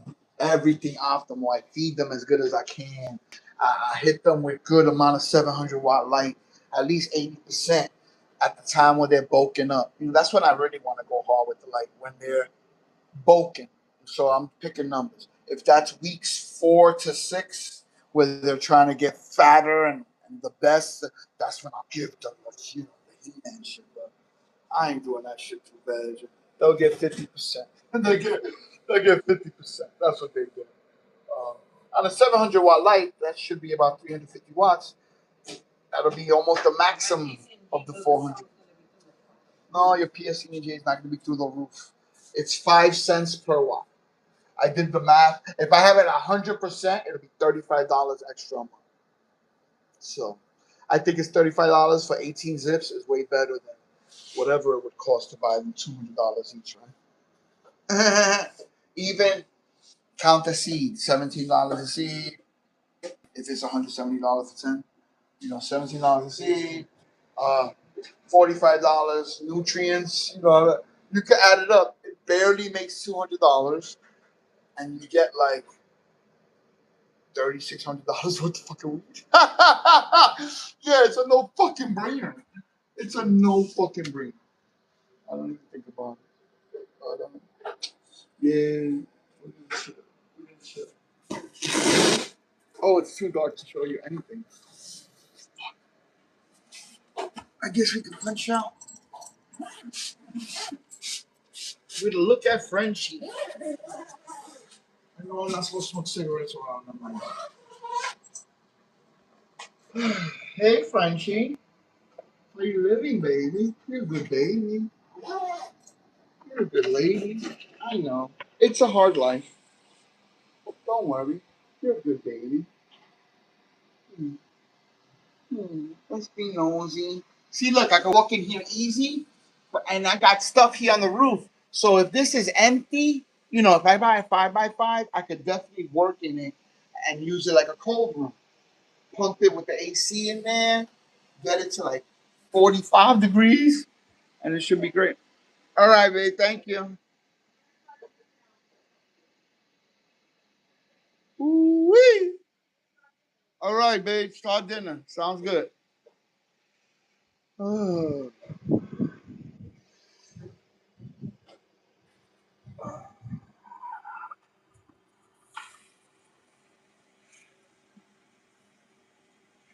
wow, this bitch is heavy. Don't fall over, baby. You doing good, baby. You looking real good. You're a fucking rock star. You are the queen of the ball. Oh, no, I'm not talking to you. I'm talking to Frenchie. Okay, girl, but damn, why are you so heavy? See, oh, there's a nugget on the floor. That's never. Wow, it smells good in here. Wow, that shit smells banging. Okay, let's fucking go. Don't fall, ID. You can do it. You can do it. Yeah, we gotta start bucking that bitch. That's all I got left on low tide. And then we got all these casualties of war. We reusing it. So I'll be taking taking these out, making sure the roots is out as best as possible. Any calcified spots, definitely getting rid of. And then all the shit that's beautiful, just like when it comes out the bag, I'm reusing that shit. I've reused it 4 times already since last year. Yeah, Frenchie, you can't stay like that. You're gonna fall over. But it's been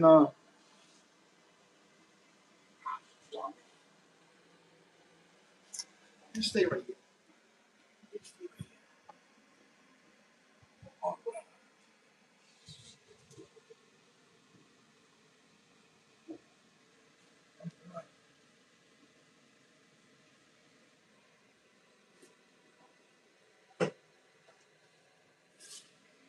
Okay. Let's see. What's this one? Oh, it is a nugget. Little nugget. Little tuna. Wow, it smells really good in here. Okay, girl. All right. We're gonna start bucking. I'm gonna spin you around because I feel it. By the time I come back, you're gonna be on the ground. Wow, you're heavy as shit. Top heavy, anyway. You smell so good, girl. You smell so good.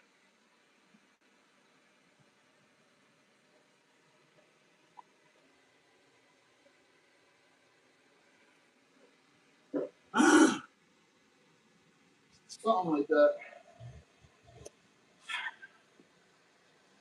In theory, if she, I know being up against the thing is bad, mold or whatever. It's gonna be 10 minutes, maybe 20. It'll be alright. She'll be alright. We'll live. She'll live.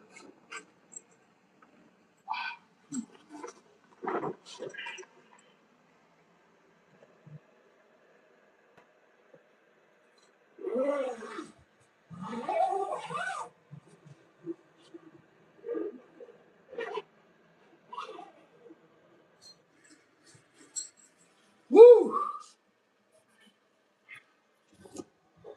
Wow, dude. Oh, cheers to the whole chat, man. We're gonna get there. I'm gonna take a nap. We're gonna take a nap. Between fabric and plastic and strain. Some drink more, some drink less. The plant will let you know. Yeah, it's not the best answer I want. I want motherfuckers to tell me 5 gallon. Okay, it should take about 2.5 gallons a day. But plants, like I just want a number that I can aim for, and uh, and then I'll feed accordingly. Um, I think it's just better to get auto pots, right? Have a 20-gallon reservoir. All 15 plants the same age. Essentially, they'll all be on week one of flower together. So I can mix the newts for that week and then let them take what they need. In theory, sounds good. Yeah, I don't know. I can't call it. I have no idea. I'm gonna have to do a lot of homework, get a lot of answers like John Doe just gave me, and then figure out a number and a system. Just want a number because I do better when I aim for specific things. But he's right. He can't know because he's not here growing it. He don't know how they want their water. He's absolutely right. And there's levels to it. If I'm in fabric, if I'm in plastic, yeah, it's a lot of levels. Auto pots. Wow, my shit just smell really good. Wow. Yeah, I want that in the bubble.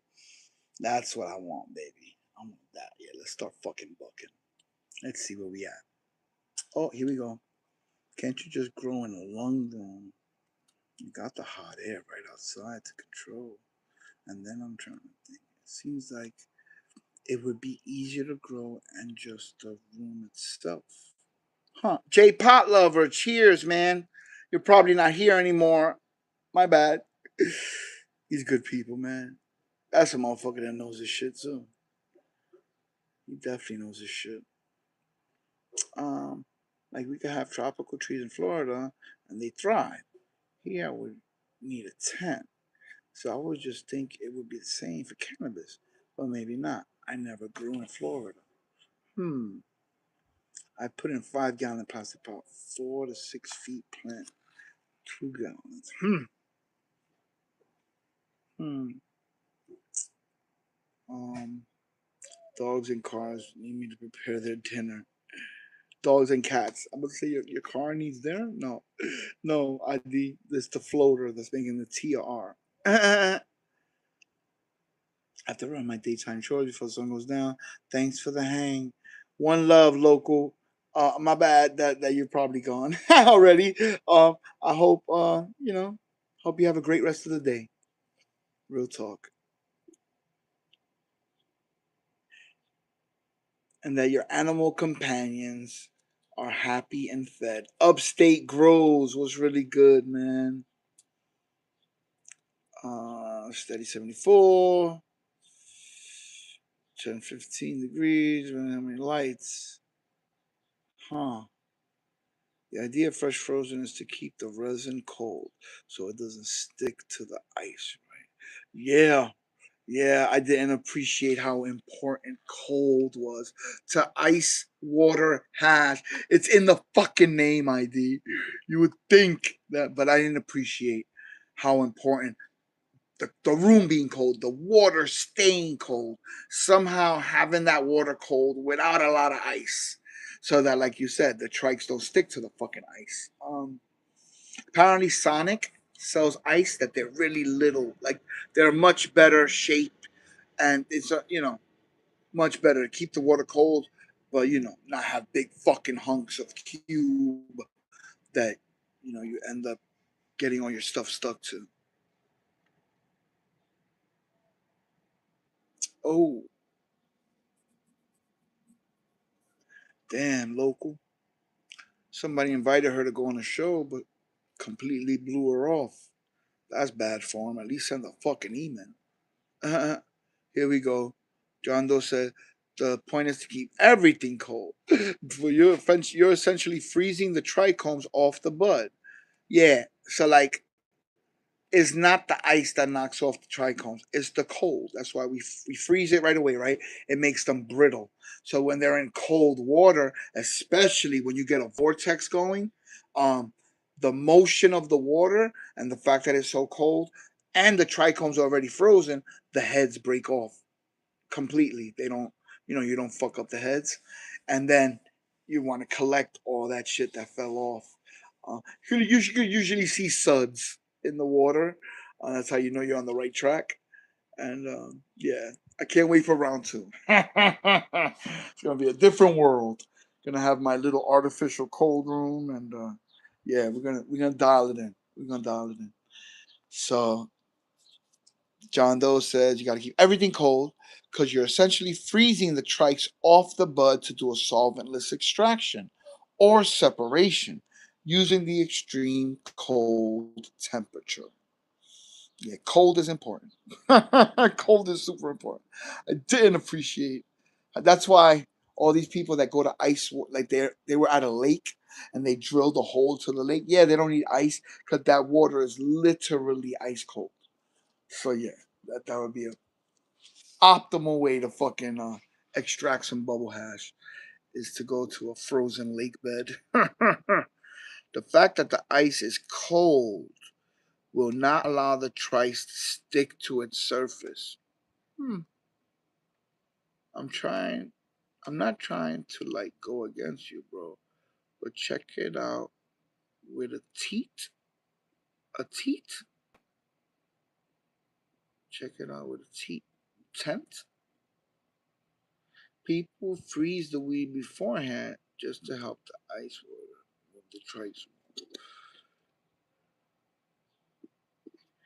Yeah, and then mass here is telling me that when you chop it down and you freeze it, that's what they call live resin because you literally froze the bitch while she was still alive. I don't know if that's true, but it sounds good.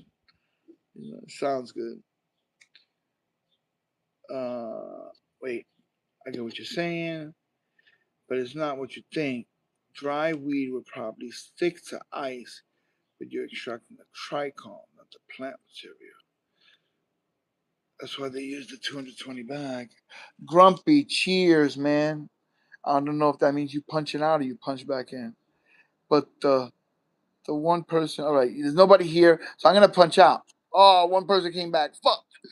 I only have done it for like 18 years. I've only done it for like 18 years. No, Jay Potler, I don't think you're wrong, brother. You're probably not wrong. That's why I always say there's more than one way to get to the top of the mountain. That's the best way I could put it, you know. But yeah, we could use ropes and harnesses and we could do it.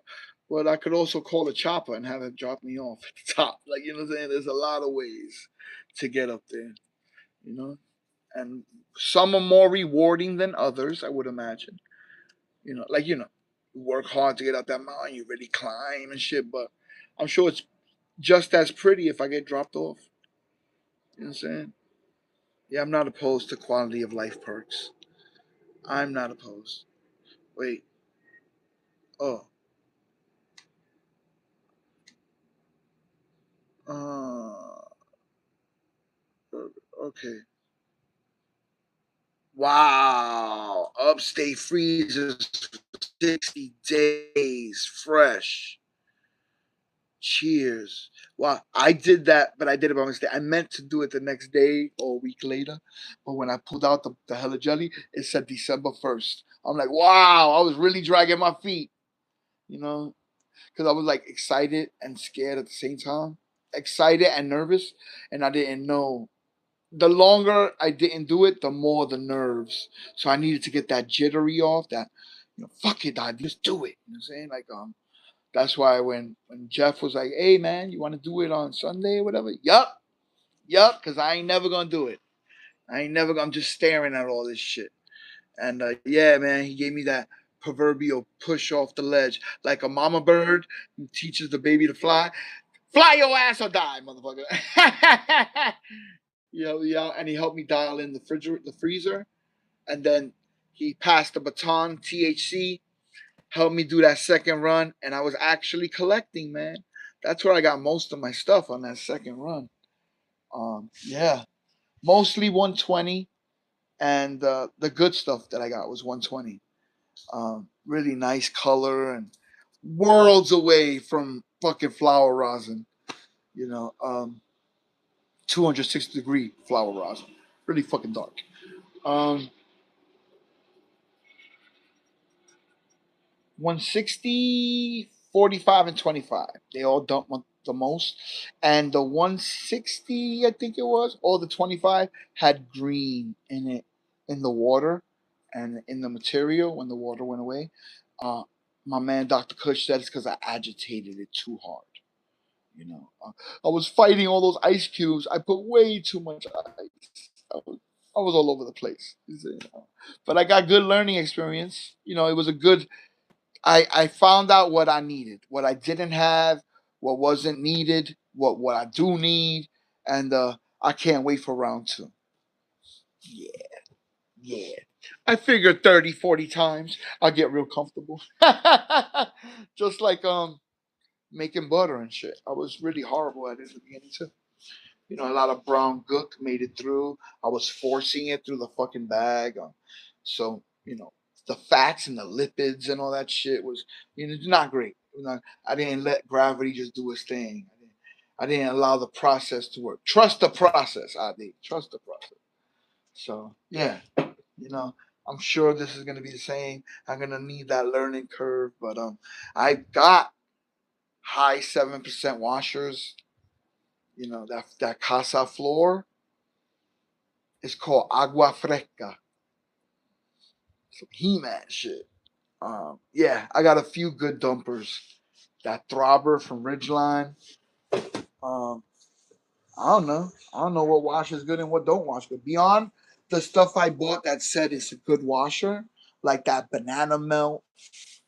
Um, there was another one too. Something honey. Bear honey, great bear honey, some shit. I don't know. On top of my head, I have no idea. Um, I just know that I got mad genetics from the community, and I want to pop it. I want to pop that Pablo's Nitro cross with oil spill. You know what I'm saying? I need some of that in my tent. Um, Shout out to Levels Grow Room. I won it on like the second week I was hanging around in the community. I was just getting blessed from the universe. Just kept fucking blessing me. Clearly, the universe was telling me to go regular seed. Clearly, I think I won 30 seeds regulars, and then I got a 20 pack for free from Huckleberry Hill Farms. I almost forgot which one. A Sunseeker. It's Oreos crossed with white. I think it's Paradise Punch or White Thorn Rolls crossed to Oreos. I would have never bought that. You know what I'm saying? Like, but I get to try a flavor I never would have bought.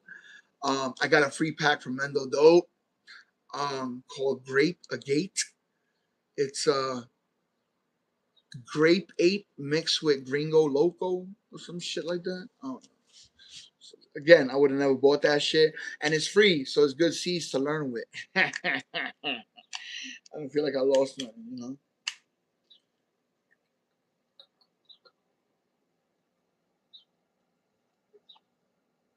Wow, seriously. And of course, THC Garage has blessed your boy with like a smorgasbord of flavors.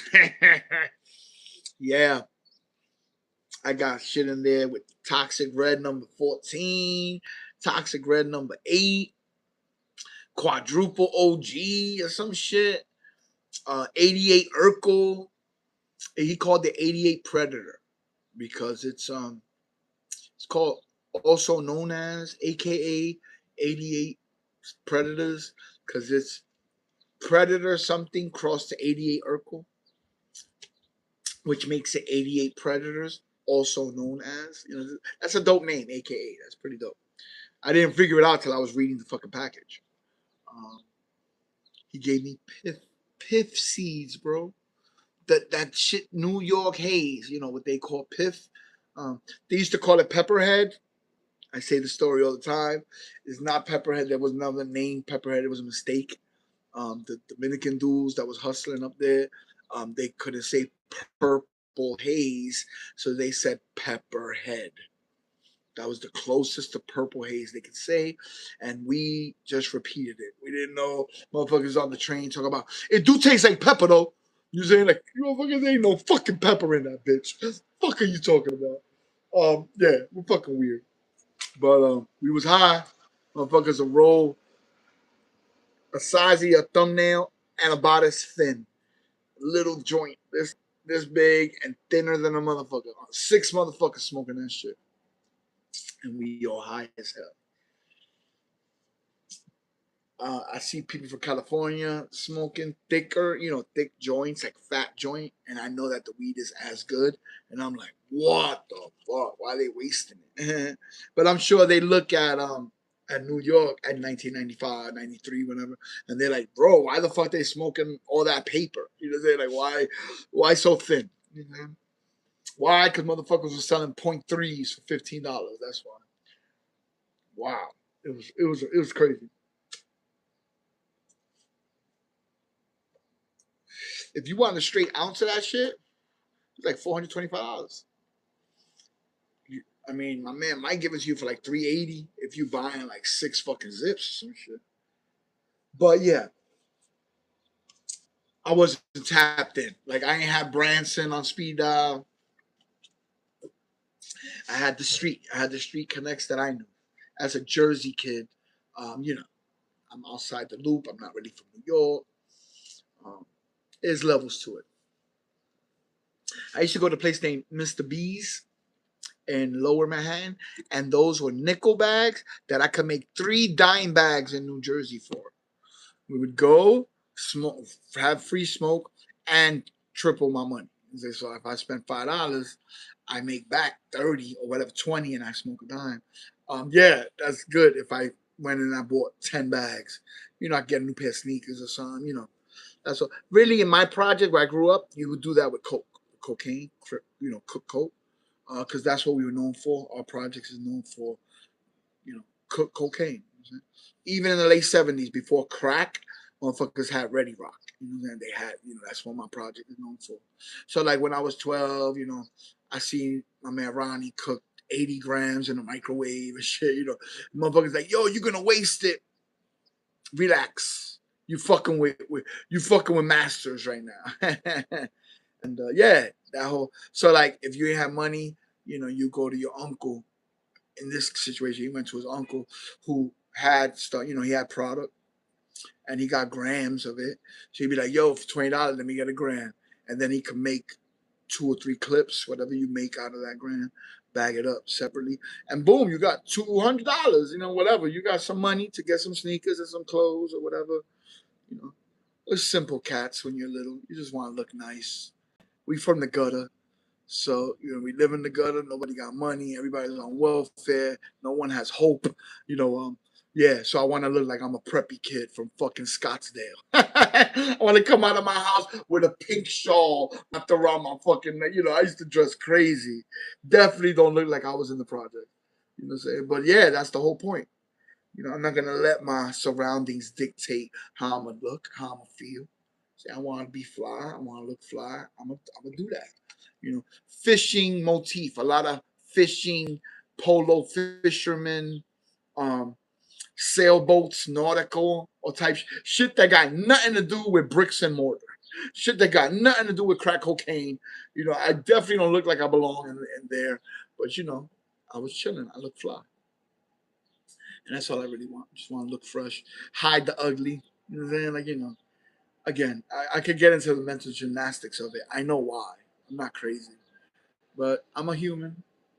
I like fitting into. And, I have interests, hobbies that I've picked up over the years, and passion. I love polo, bro.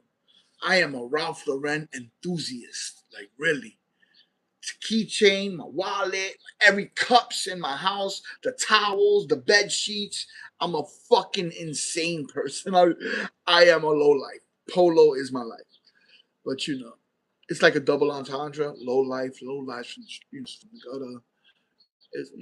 Or low life, like polo is my life. That's pretty sad if polo is the only thing in your life. But it's love and loyalty. Love for your family, love for your friends, love for God, and loyal to all three. Not in that order. That's how I take love and loyalty. 2 L's up. 2 L's up. You see, I use my finger to hold because this one I can't do like Fonzie. I can't go a. My thumb don't go up. I can only play video games with it. Yeah, that's a long story. Not really that long. I was at work and I popped my finger out of the fucking socket, and it was 3 minutes to 5 o'clock, and I had to choose: do I report this injury or go get heroin because I'm sick? We all know what I chose. And you can't. The next day, I can't say I broke my fucking hand. The next day, I just lived. I just kept going. I just kept on keeping on.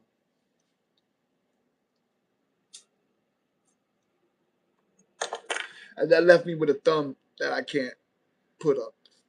So I usually, when I'm at an event, I'll put up my finger and I'll lean it on someone else's finger so that we're doing the sign together. I'm saying low life, low life. My bad. I was doing it backwards. I forgot. Just remember, low life. Two L's up all day long. That's why I renamed it Ready Low Grow, because I'm a big believer in not leaving anything on the table. You know, yeah, I grow, but I'm also a polo enthusiast. I'm also a graffiti artist. I also rhyme. I'm bringing all that to this forum. You know what I'm saying? I'm not leaving nothing on the table. If I was a good card player, I'd probably have a poker night too. Like really, like you don't leave nothing on the table. If you talented, you put your talents into your passion. Somehow make it work. And I think I'm doing okay. I've never had 600 views on one of my videos, and I did that live, and it was 600 views on it when I finished. I'm like, 621 views. I'm like, I don't even get that much on my regular videos. I don't even get that much on Instagram. You know what I'm saying? On Instagram, I get good views. Yeah, it's pretty dope. It's pretty dope. You know, and it's just the beginning. I'm just getting it figured out. I got cameras for camera 2, 3. I got that microscope so that we can look at trichomes on screen. None of that holding the shit to the screen. No, no, no. I'm gonna be able to pull it up. Matter of fact, I'm gonna buy that thing, um, StreamYard, so that I can have a link every time and have 9 people and all that jazz. And we're gonna get there, baby. We're gonna dial it in. You know? All right, let's keep going. Let's keep going because I still haven't got through all the fucking comments. Oh my god, ID. You know your weed's on the bed, right, ID? You know it's just sitting there. Patience is perfection. Hmm. Upstate Bros, J Pot Lover. Salute, big dog. Yeah, man, I know he knows his shit. And I knew he was a breeder from the beginning. It was evident. He comes on, he always has a new flavor, and he talked about his sale that was going on. I just knew from the beginning that, like, I didn't know Rock Solo created stuff. And Grumpy, I didn't know that Grumpy got all these fucking strains for like the late '70s and all this shit, and that he's sitting on a lot of fucking packs. I ain't know that shit. I'm like, I think THC mentioned it last night. I'm like, dude, that's the second motherfucker that I've been on many live stream with that I didn't even know. I just thought he likes to grow. He's just a fellow grower, and I didn't know that he was all in, like, doing it like that. You know what I'm saying? Props to you, Grumpy. Props to Rock Solo, and big props to J Potlover. Salute to you, big dog. Okay, we're back to the water shit, to ice hash. John Doe got some input. That's why you add cold water to the ice to not encourage the plant material sticking to the ice. Also, while you agitate it or stir it up. Also, while you strain it through micron. Listen to the plants. Upstate Grow says, see, that's where a lot of people are wrong. A lot of people are chasing deficiencies and pH issues. A lot of times it's stress from too much light. Mmm. Wow. Okay. Real. I could put you to work. Frank, he's funny. J Pot Lover, salute. He says that's right ID. Okay, I don't know what I'm right about this time, but I'll take it. Oh, Frank Levy giving out free coffees to upstate. John Doe's laughing at Dr. Levy, saying he gonna put us all to work or whatever. Fuck that new math. Okay, now I remember. I was talking about that. I remember when that. Yeah, I couldn't believe it. Cheers, Travis. Man, I was on a live stream early when I pulled up a month ago, or whatever, with Travis, and I haven't been on since. I haven't been on there with him since. So it's great to see you, big dog. I hope you're having a great day, man. Um, oh yeah, I can teach him from the beginning how to plant the farm in New York, how to make oil, how to make dry shit, How to run a super critical in a short path. Yeah, wow. Dr. Levy knows his shit, bro. Probably why he gets all them licenses and then grew all the motherfucking weed. Grew all that motherfucking CBD. Uh, and I think he grew a CBD heavy strain and he was sitting on it for a while. And people were saying, like, people were trying to say, oh, probably bad because it's been sitting so long. I seen him. Matter of fact, John Doe pointed this out. It was like sitting on a trim bin or something in one of the shots, and he's like, "Bro, that shit looks good as hell." You know what I'm saying? It don't look bad at all. You know what I'm saying? Shit look fuego. You know what I'm saying? So yeah, no. I'm sure if he was sitting on it that long, he kept it in optimal conditions so that it wouldn't get ruined. Probably you can't cash in all that good shit that he grew if he lets it go rotten. You know what I'm saying? Yeah. So yeah. Why they change math? Yeah, why? Because of okay, this is what I understand. I got this from a teacher because she said so like doing it the old way where we checked our division using multiplication, whatever. Well, some kids that was too hard for them, so that they don't feel left out, you know, and whatever inclusivity, equity, and all that horse shit. It's not horseshit, but in this aspect it is, because you got to learn stuff, and sometimes it's going to be hard, and you got to try a few times. But there's only one way to learn. You know, all this change and learning. And let's do a hippy dippy way to learn. Fuck it, we'll search our feelings and hug fucking trees, and maybe that way they'll learn math. Clearly, they're not learning math. You know what I'm saying? I'm telling you, my son had a wow moment. I seen it happen. His head exploded like and he just one simple sentence. Why don't they teach us that in school? That's a very good question. Here, let me teach it to you. And he never had a problem with math again. It's funny how that works. It's just a shame. You know, to include everybody, even the kids that weren't getting it, they found a new way that worked in California, you know, at first, when they first did it. You know, let's take the class outside, kind of curriculum, and through that curriculum they found to them a better way to teach math that was not so patriarchal and racist. Somehow it's racist to know math. Like what the fuck are they talking about? But whatever, man. I don't try to understand the new horse shit. I just know it's not what I'm into. So you know, I give people, you know, it's a big world, a lot of people, a lot of feelings, but I ain't doing make believe. Like we're not playing them games. I'm not validating craziness. Now I knew one transgender person in my real life. They were a heroin addict, but they're old school queen. Like you know, I call him Miss Tracy, because he exuded all the energy of a female. You know, and I have no reason to stand there and like try to disrespect him. Like, yeah, Mike, you know, saying whatever, what the fuck his name was or whatever. You know, he just I met him as Miss Tracy, and I had no reason to not call him that. You know, so much so that I see him, her, whatever. See, it's very confusing. And I get happy. Yo, Miss Tracy was really good. You know, give him a hug or whatever. And you know, dudes be like, yo, what the fuck? You know, say whatever. Man, that's Miss Tracy, man. She cool people, man. Whatever. Um, yeah, I don't. That's not a big deal to me. Like that's not nobody died.